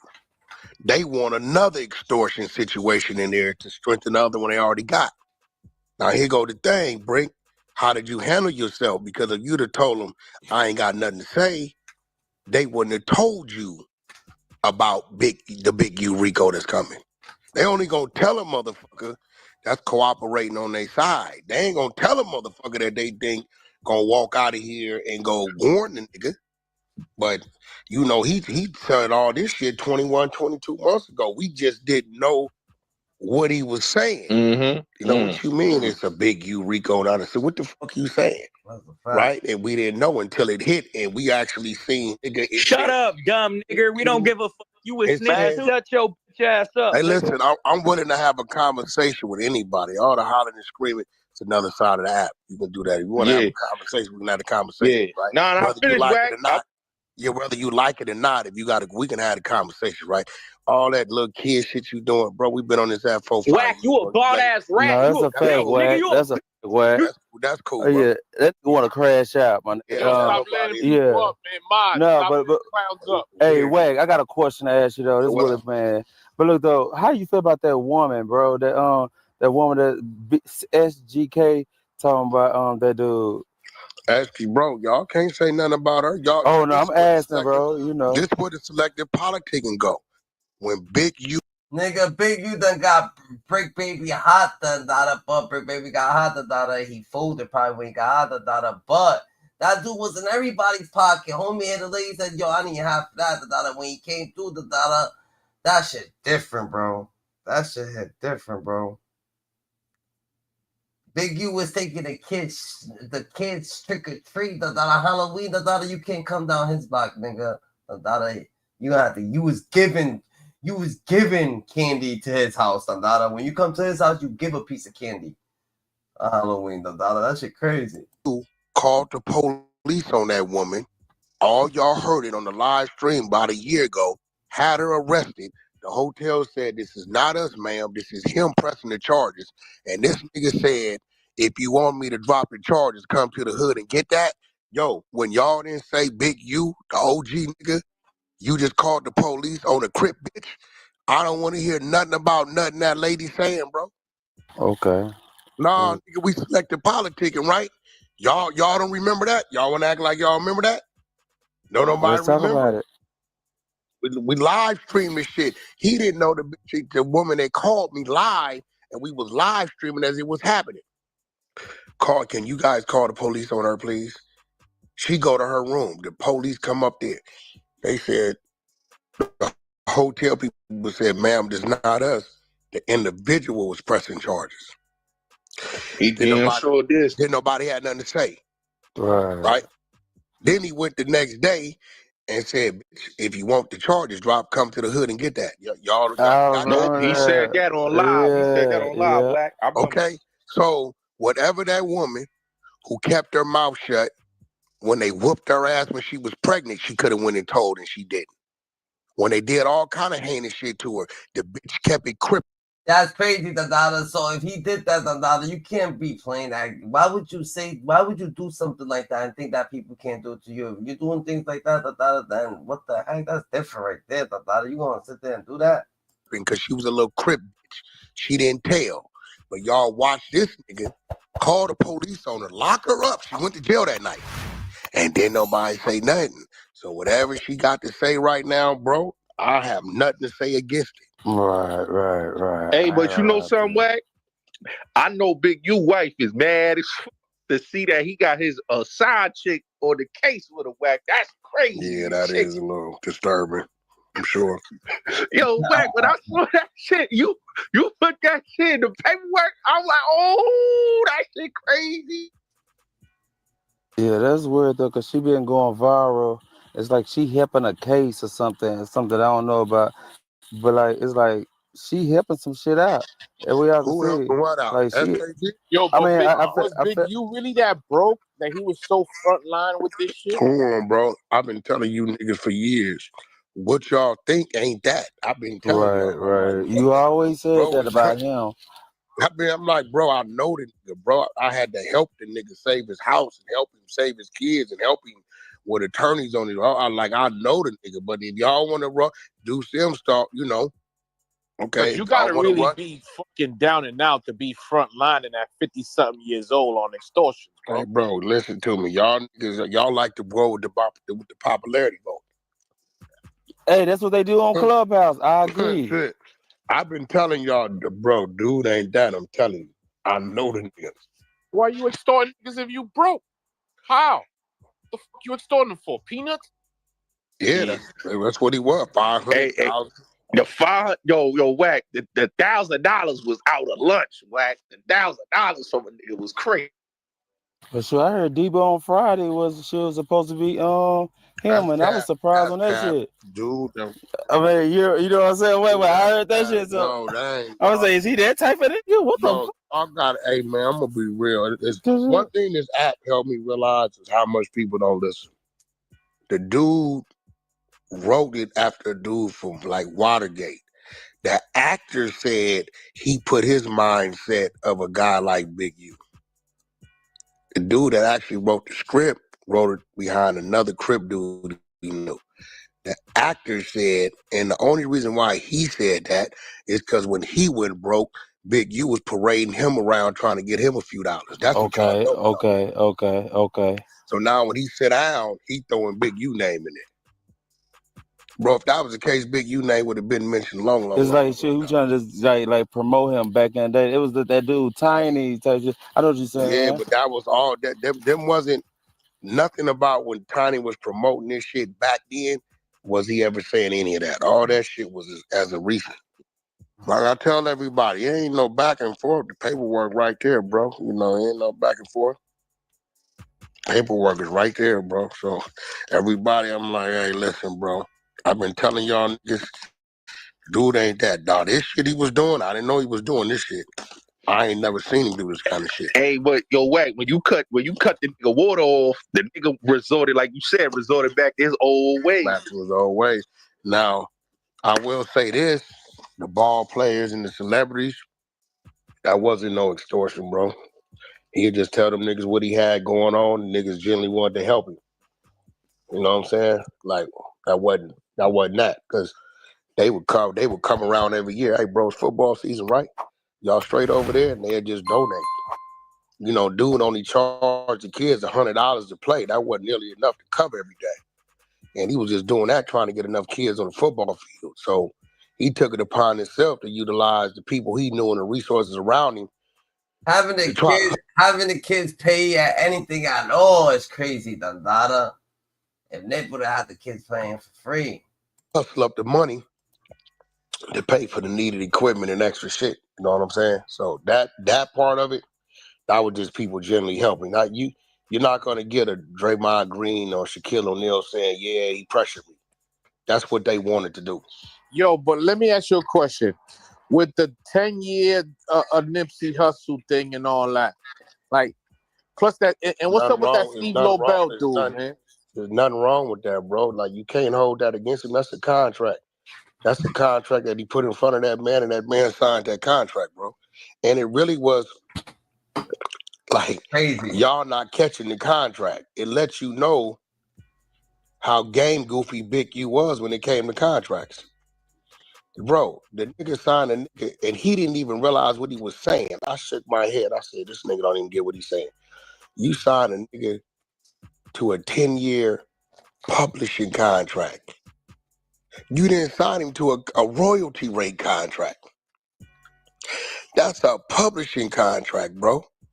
Which means that you gotta have an artist that's putting in some serious work for that motherfucker to be worth something. Straight up. I said to myself, did this nigga just say he signed him to a publishing contract? You ain't on the royalty rate side? I'm like, and the way he laughed about it as if he was doing something, I'm like, yo, niggas ain't even catching what he just said and how much sense it don't make. So he don't get no mechanicals, no masters, no royalty, none of the digital sales. And I'm like, yo, did you really just do that shit? Because guess what? Watch this, right? You ready for this? Let's just say Nipsey's son name is Young Hustle, right? Guess what happens? All he got to do is put his pub up under Young Hustle. Ain't nothing you can do about it. Ain't even his no more. He gave it to Ain't nothing you can do about it. On some puffy shit. Bro, that's why when I heard him say that on the Bootleg Cab show, I was like, did this nigga just say, yep, I got 10 years, 30 years, 30% publishing under whoopty whoopty whoopty whoop. I'm telling myself, nigga, do you understand what the f you just said? That's crazy. So it seems like he set up a whole fucking plot, nigga. Not knowing that that people could hit audibles and shit like that, Dada. So he tried to hit a plot, Dada, and get this man allegedly, what they saying, Dada, is get this man whacked, Dada, to take his music, but thinking that you had his publishing for yo, how you trying to sign his publishing for 30 thing and get this man thing at? Yo, that's crazy. Boom. So you get no royalties. So that means if Nipsey got samples, if it's featured artists, it's only 50% on that side of it. I mean, it's Nipsey's anyway, nigga. It don't belong to him. People always try to take stuff from the people from the dead people. Dundada. He don't deserve it. He don't get it. 50% for the producer, 50% for the writer, performer. So if YG is on there, automatically it's cut in half to 25%. Right? Now let me show y'all how that works. Why this is the craziest shit in my ever, right? Right? So if you got 30% and Nipsey got a feature on there, right? That means that 25, look, that means that 30% only represents 7.5%. Oh, you in the car here? Yeah. It only represents 30% of what he has coming, not 30% of 100%. You already down to 50%. So really your 30% represents 15% if it's an all Nipsey song. If Nipsey got a feature on there and they cut the 50% in half, 25, that means you got 30% of 25%. That's 7.5%. All right, we're going to leave it right there. Y'all let me know what y'all think about this audio, man. We got Whack 100 going in on Big U once again, man. Pretty much saying that Big U is game goofy, man. He really wasn't like that, really wasn't that intelligent, and really was doing some silly things out there in the music industry pertaining to, Nipsey Hussle's contract. Remember, he said on Cam Capone's podcast that he had 30% of Nipsey Hussle's publishing, and Whack 100 just broke down how that's really not a lot of money, and that when you got the publishing side and you don't have the royalty side, you really game goofy and you really don't know what you're doing when it comes down to this situation, right? So that's because he didn't understand what he was doing, and he was just he's so used to just taking advantage of motherfuckers, and them giving to him with no paperwork. He don't know what paperwork is, and he didn't understand it, He ain't know what he was doing, Bro, I ain't trying to take down the building. Listen, bro, when them dudes caught them charges they caught, I wasn't in the building. I ain't got nothing to do with that. None of that has anything to do with no jumper. This is true.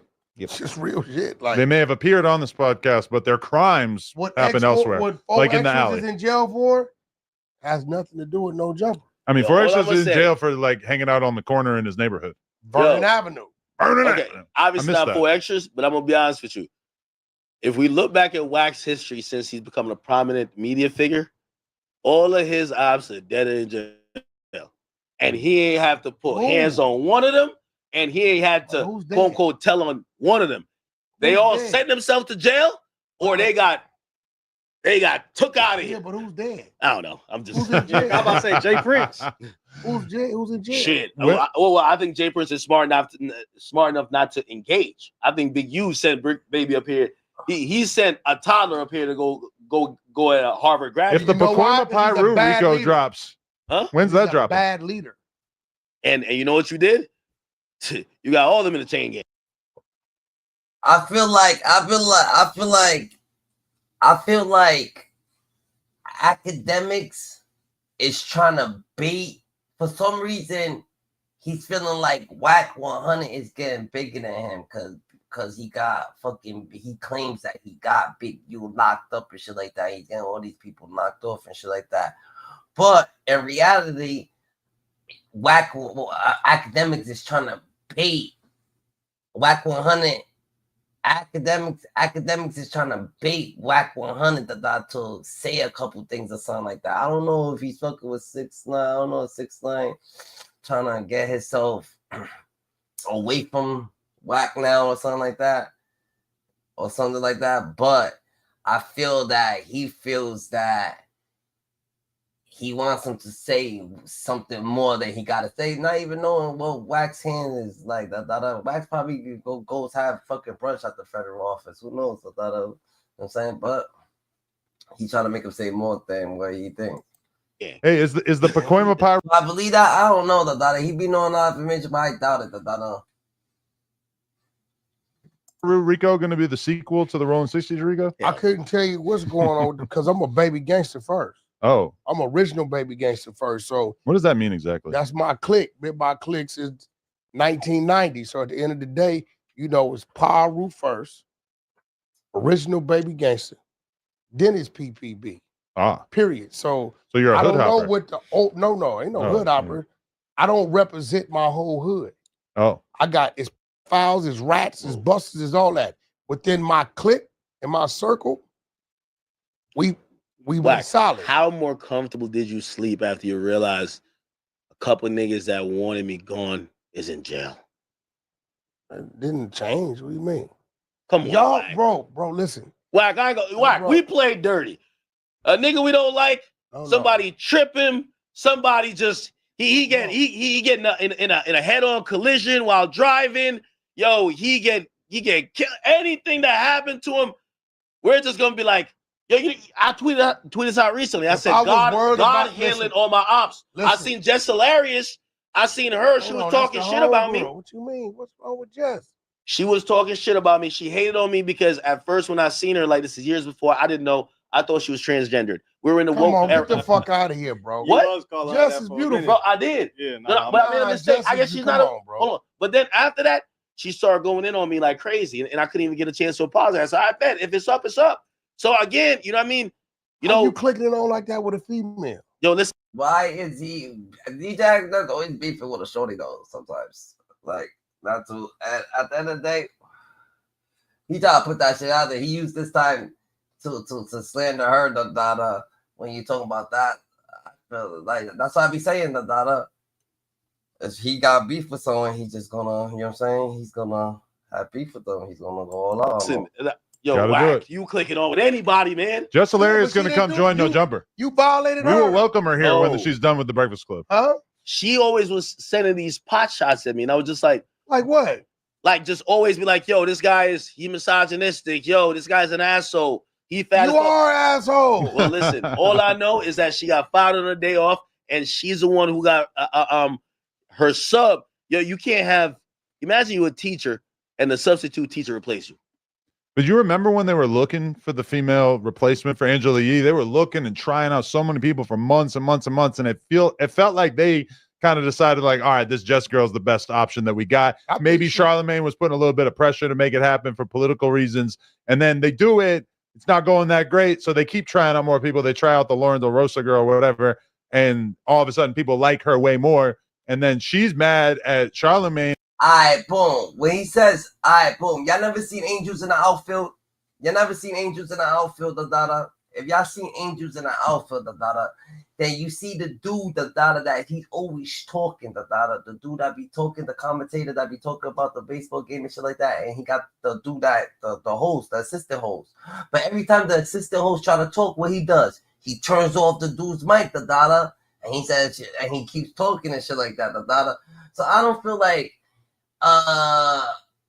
Jess Hilarious was doing anything wrong, by, you know what I'm saying, trying to, you know what I'm saying, have her back. She probably was getting jealous and shit like that, She should have just it shouldn't bother her for her to be there.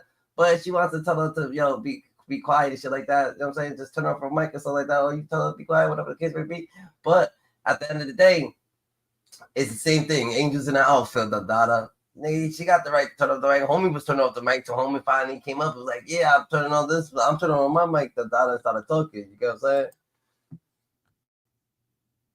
And an envy because they're not standing up for her in the public eye when really they seemingly agree with the comment section that's hating on her, which from my understanding, it's like most of the comment section is hating on her. Yo, what you talking about right now, Adam. Listen, man, Trump back in office, man. Listen, all the woke shit got to go. You got him elected. Hold on. That's what they're saying.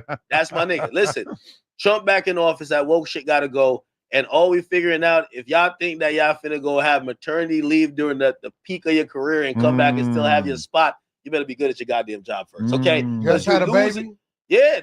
And that's crazy, And Loose Cannon and Break Baby, I guess they cellmates, like, you know what I'm saying? That's what's going on. I guess that's what they saying, Loose Cannon and Break Baby is cellmates, so they chilling. They probably just having fucking, I don't know what they doing together. So apparently two of the defendants, Loose Cannon and Brick Baby, who are beefing while they're on the streets, are cellmates. I don't know how this happens. And by the way, they both called in from jail to let people know that they are indeed cellmates. Listen to this. Sorry. At any time. To accept this call, press 5. To block this, you may begin speaking now. Hello? Yeah, what's up with it, wife? How you doing? Oh my God, it's so good to finally hear your voice. Are you okay? Yeah, I'm good. Where are you? I'm in LA. You won't believe. Who's my celly? Who? Brick Baby. What? Yeah, this shit crazy. That is insane. Was that like pre-planned? Like what the heck? Oh my gosh. So Brick Baby is your cellmate. I'll be my celly. No. Brick Baby's wearing the wire. What y'all think? Y'all think Brick Baby's wearing the wire, the data? They put him in the cell with the data so they can get all the information. What y'all feeling? That is wild. He was like, thank you for the T-shirts and everything like that, and This call will be recorded and subject to monitoring at any time. To accept this call, press 5. I gotta go next slide. Oh, yeah. he was like, you for real for that, and then like the money for it.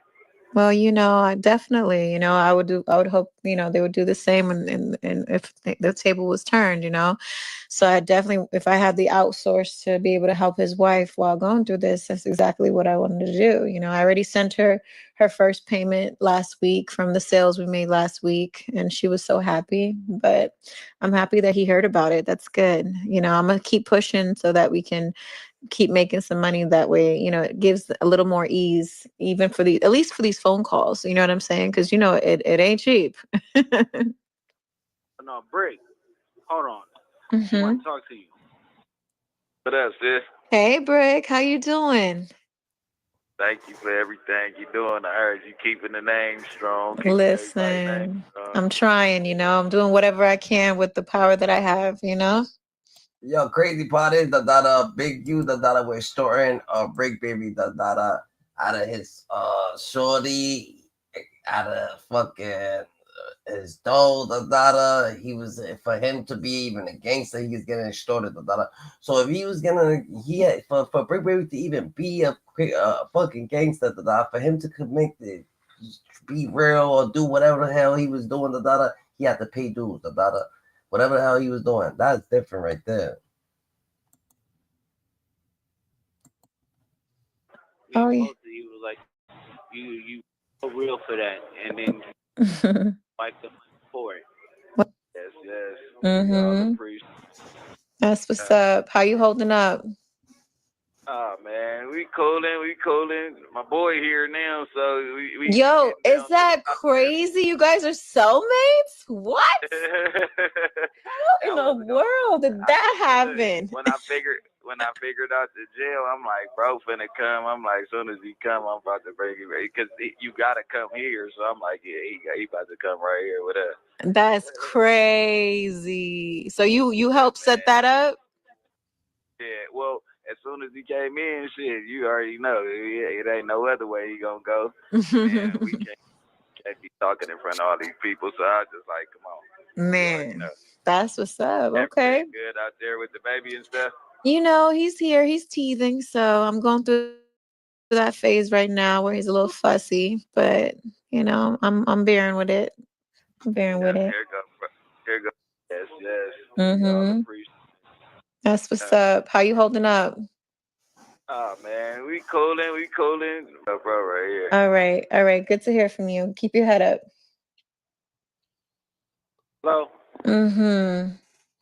Yeah. All right. Well, shoot, y'all about to pick up where y'all left off. Y'all gonna be holding podcasts in the cell? This shit crazy, but I'm trying to find out. I'm trying to see if you could cash app so I could get some food. Yeah, of course. Of course. Wait, just give me a cash app and I'll send it over so that you can get some outside food because I'm sure the food over there is trash. It's terrible. Yeah, no, I love you. I love you. I love you too.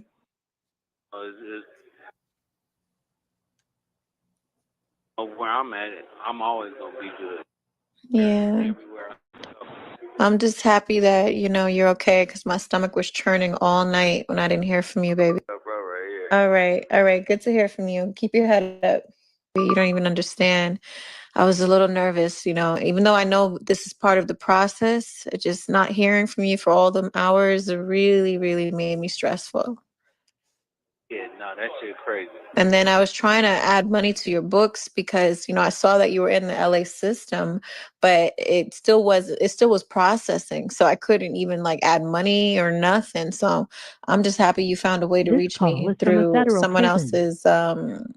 else's phone line, you know? When did they say you're going to be fully activated so that I can do that? I don't know, but that's why I'm gonna have you on Cash App.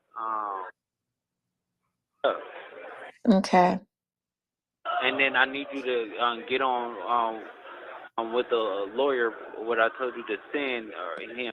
Yeah. I already talked to the lawyer. He's supposed to come see you, and Anyway, that shit is not cool.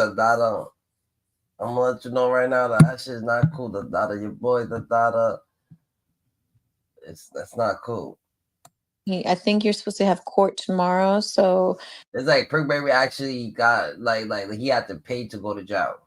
He paid to go to jail, because the lick, remember they trying to allegedly, they just like he actually hit a lick, but them niggas was their phone was tapped, so they was like, yo, you gotta pay up, whatever. So they the one that was talking about his crimes, got him jammed up, and he has to pay dumb.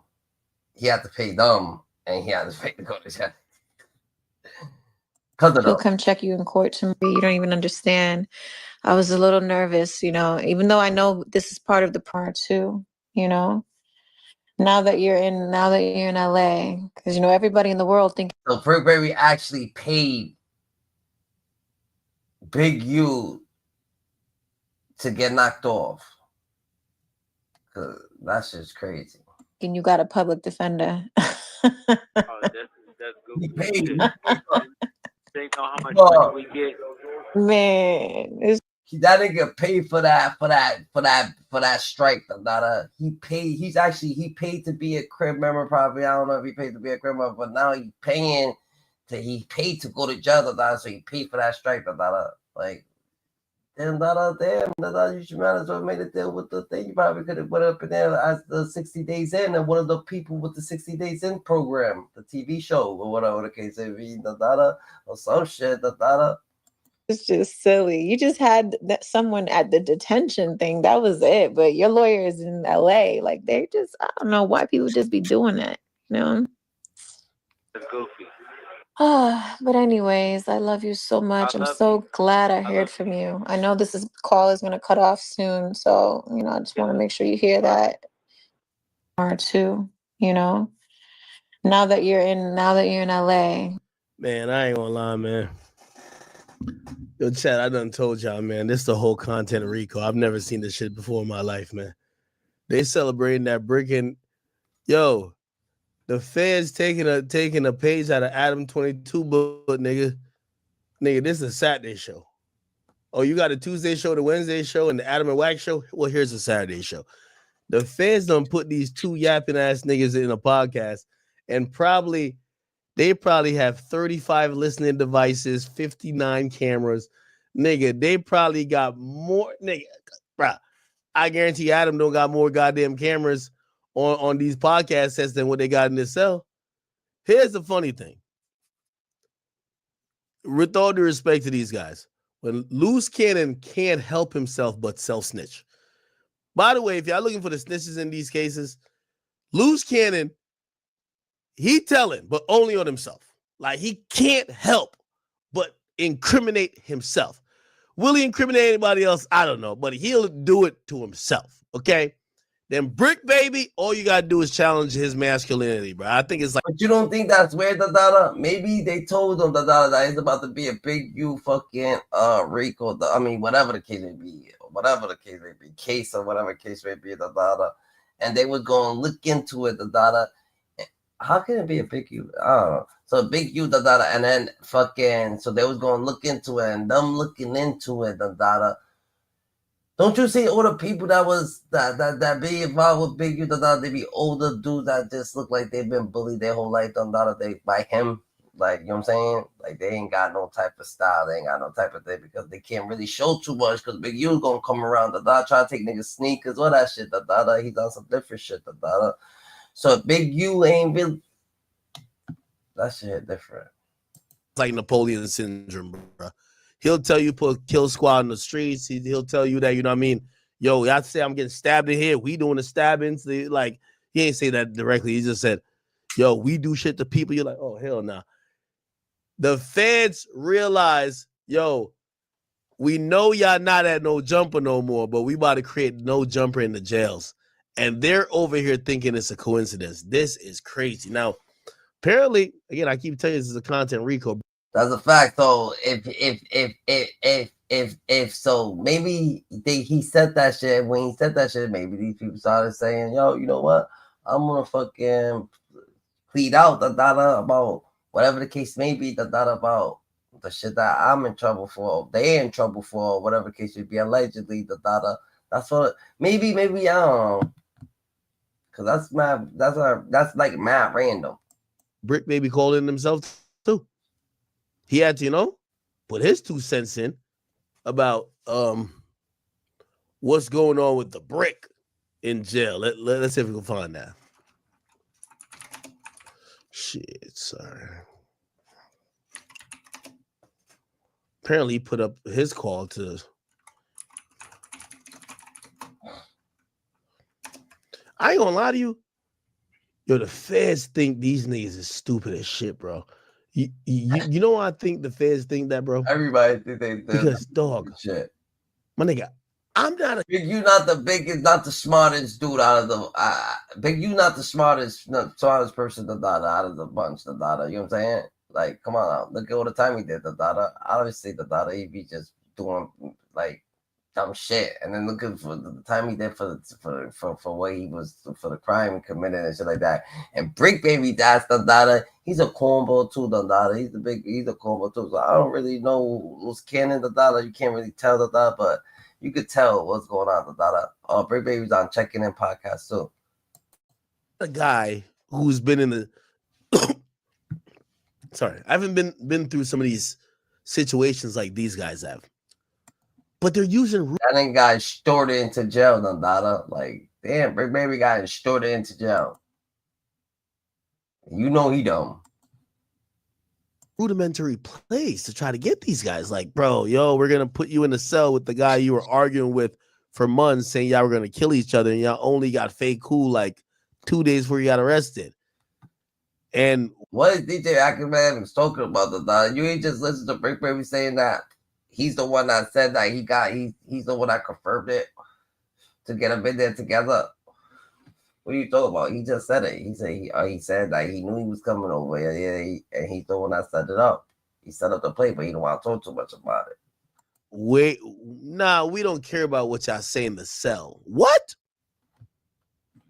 Anyway, this is Brick Baby calling from jail today. Hear this. Hey, what's the big old deal, man? It's the Brick, not the trick. Checking in, man. Live from Fire South, NBC, man. The main line, nigga. We not going high power. We not getting up out the way for nobody, man. You dig? Hey, I see everybody playing with my name and making a joke out my name. I see that it's a time. Yo, Brick, we fuck with you, but who gives a damn if they making fun of your name? Worry about the prosecutor making fun of your name. The judge not giving you a bond is making fun of your name. Who gives a damn about a podcaster making fun of your name? Bruv, this is not content. He's making fun of his own name. Take a piss. People's life as a joke out there. I see everybody keep on criticizing and capitalizing off a nigga downfall, man. You already know. I won't be gone for that long, so watch your mouth, man. You know what I mean? I'll be back. I ain't even entertaining all that bickering and babbling y'all doing. Brick Baby's a wannabe gangster, bro. Look how suit he is. I'll be back. Look at so you can come back. Yo, I was locked up. Like, what the? Oh yeah, you was. Y'all y'all go get your money. I've been paying bills since I was on the streets. I see that the numbers up since y'all got something to talk about. Like I said, there's too many Indians and not enough chiefs out there, man. You know what I mean? You gotta stick your chest out for your community. I think he was getting started for shorty, getting started for his for fucking his money, getting started to get locked off, getting started for whatever he was doing. That's crazy, bro. To be getting started to be in the gang, you have to pay things like that's crazy, bro. They treat him like shit. That's why his name was Shitty. They was treating him like shit. You know what I'm saying? Everybody got their hand out when it's time to eat, man. You know what I mean? What happened to going to go kill the animal and bringing it back, man, yourself, man? You know what I'm saying? If you don't kill shit, you don't eat shit, man, out there, man. You know what I'm saying? When you a real chief, man. They say they got people running behind narratives that I don't even want to even get to going back and forth, but they running behind these narratives and trying to make me out to be, you know what I mean, whatever it is, man. I'm solid as it could be, man. I don't even know if it's something more solid than a rock, but listen, man. I damn near like water, though. You talk about solid, like I'm everywhere. I'm a form anywhere I'm at. I'm gonna adapt to the territory. You know what I'm saying? Just like a water, you can put me in the glass, you can put me on the floor. I'm still gonna formate, come out right, man. You understand me? Hey, a motherfucker can say what he want about the brick, man, but this what you never gonna see. You never gonna see a motherfucker make a statement or cop out, brother. You get what I'm saying? It's never gonna happen that way. You know what I mean? I'm not finna Why is he in jail so good? It's like that nigga always wanted to say that shit. It sounds cool. Concerned about what we think he finna do. Bro, we only care if you're gonna beat the case. paying no media and do all that from back here, man. It's all about my family. At the end of the day, you know what I mean? That's not true. If it was all about your family, you would not tell your family to record this call and put it online. It's about your online perception. Rick, again, I think I have a decent relationship with you. I have nothing against you. Nah, he don't wanna be too tough, nigga. You know what I'm saying? He wants to be too tough. You're in federal custody. Yo, I'm gonna be honest with you. Brick Baby and Loose Cannon act like they're on a vacation. Nigga, they treating the shit like Turks. I swear they're treating jail like Turks. Yeah, we in here chilling, man. Yo, we politicking, man. We up in the cell together, man. Yo, y'all niggas stop playing with my names. I'm allowed to be back soon, nigga. Bro, they're treating this shit like a vacation. Maybe they just that real of a niggas, but I think they're really treating this at like is 0% that they might lose 5 years, 10 years, 20 years. Maybe go away for life. They're not treated like that. I've never seen some shit like this before, Chad. How the hell is this looking like a goddamn vacation like these niggas is in Bali, Bora Bora, the Maldives? What the hell's going on? They try to make jail seem like it's cool and shit like that. But maybe those are niggas who always wanted to go try it out, so they could come out and be the prequel, like, oh yeah, I just came out of jail, that makes them a person. Like that, whatever they've been makes them a person, not who they are, but where they've been. I guess. That's like people that come from a murder city. Oh, I come from the murder city of the day, murder capital. I come from the murder capital. Bro, you ain't killed shit. What are you talking about, bro? Like, it doesn't matter where you come from. Like, who are you? Like, you know what I'm saying? So it's like that, bro. People just overdo it. This call is from a federal prison. But y'all failed it. Every time I hear that thing right there, like it just feels wrong that you're hearing it online, unless that person is already convicted and doing, like, say, an interview. These guys are not convicted yet, haven't gone to trial, and you keep hearing them on a recorded line that the feds are going to review. See, is another 4-5 children, probably like 10 children scorned by the infrastructure that we pledge allegiance to, though. You know what I mean? I don't just take care of my family. I don't just take care of the 4 kids that I put out here. I take care of 4 kids, 4 women, you know what I mean, and 18 nieces and all that, man. They all mine. You understand me? But we outside, they all mine, man. They gotta let me back, Jack. There's niggas out here that's out here making millions of dollars. Bro, that nigga's a cornball.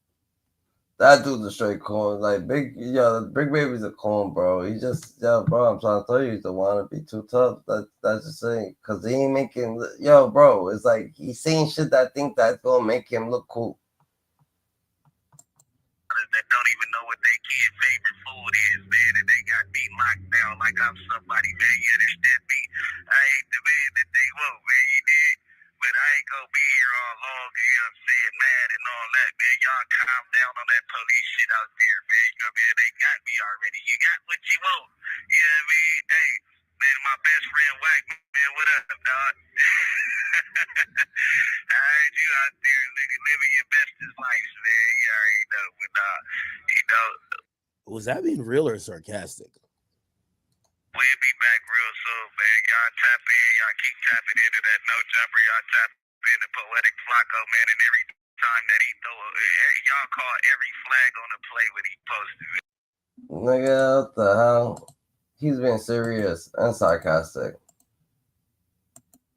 He's being serious and sarcastic. If you wanted to know that. Joe Budden probably being one of them. A few of these other little podcasters that they just said some shit, right? And you probably can say some shit back, but it ain't strong enough, right? But the minute you get some bullshit, whether it sounds true or not, if you get a group of people and this what they pushing it, you're going to run with the narrative. Because 10% of the people, regardless, they can come out and say it's fake. They still going to believe it. 10%, if not more,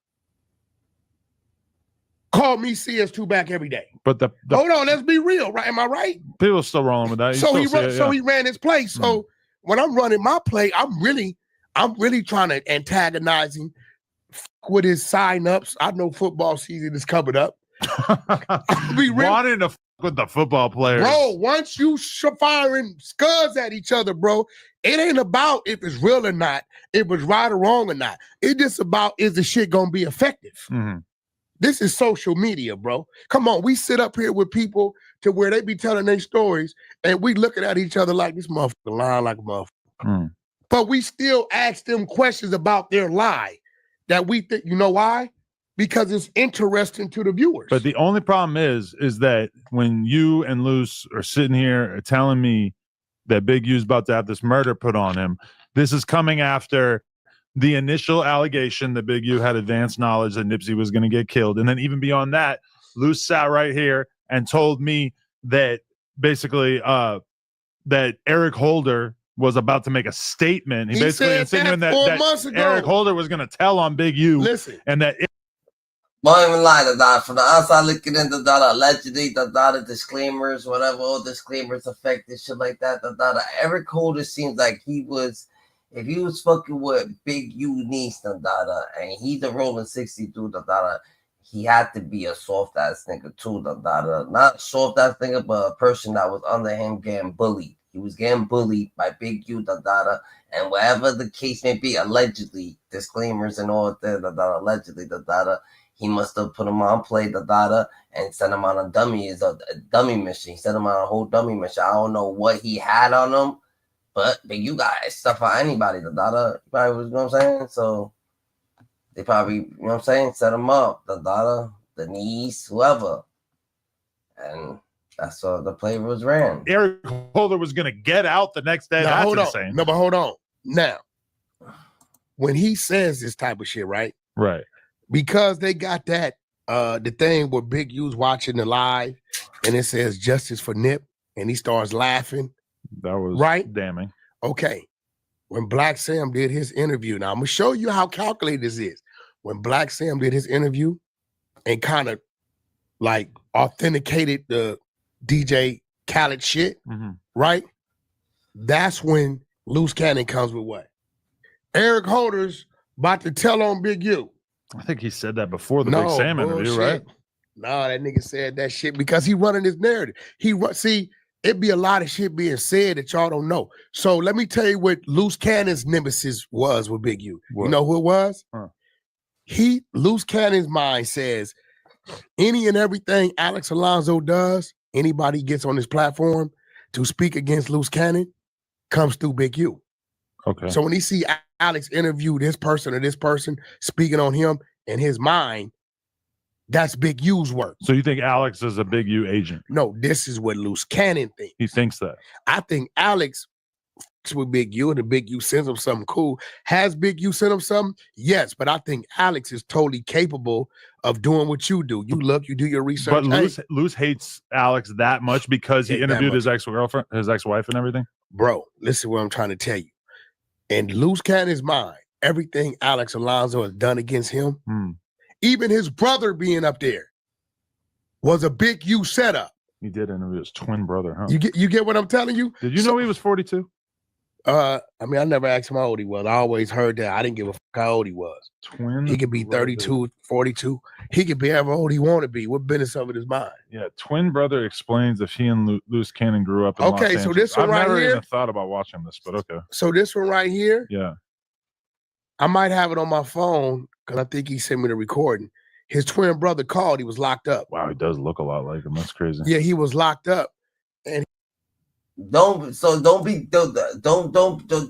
join the game just to be cool. It's not that cool for you to be getting forced into situations that's not even you for you to be getting forced into situations that's gonna get you caught up with Big U. Imagine you just chilling and Big U just come up to you and like, oh yeah, come on, we're about to go in that house right there. You're like, what? Like that Friday situation. And then now you're smoky. You're up in the crib and shit like that for no damn reason. Then you get caught up because of Big and how can a person make you even move your fucking feet if you don't want to? That's crazy.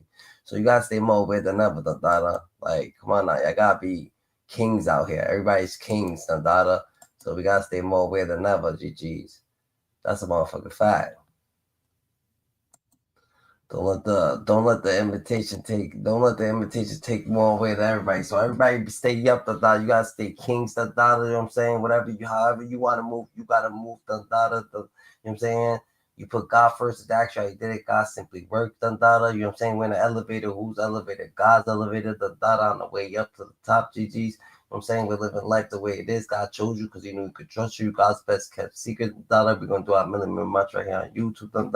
We're building our pyramids. We're staying more aware than ever. Stay away from the lame shit. Do whatever you got to do. Whatever it is that you pursue. Wherever you pursuing in life. But don't do it for just because you think that, oh yeah, if I achieve this, I'm going to be this. No, if you achieve that, you're not going to be that. You are that if you are it. Not if you achieve certain things. So stay more righteous than ever.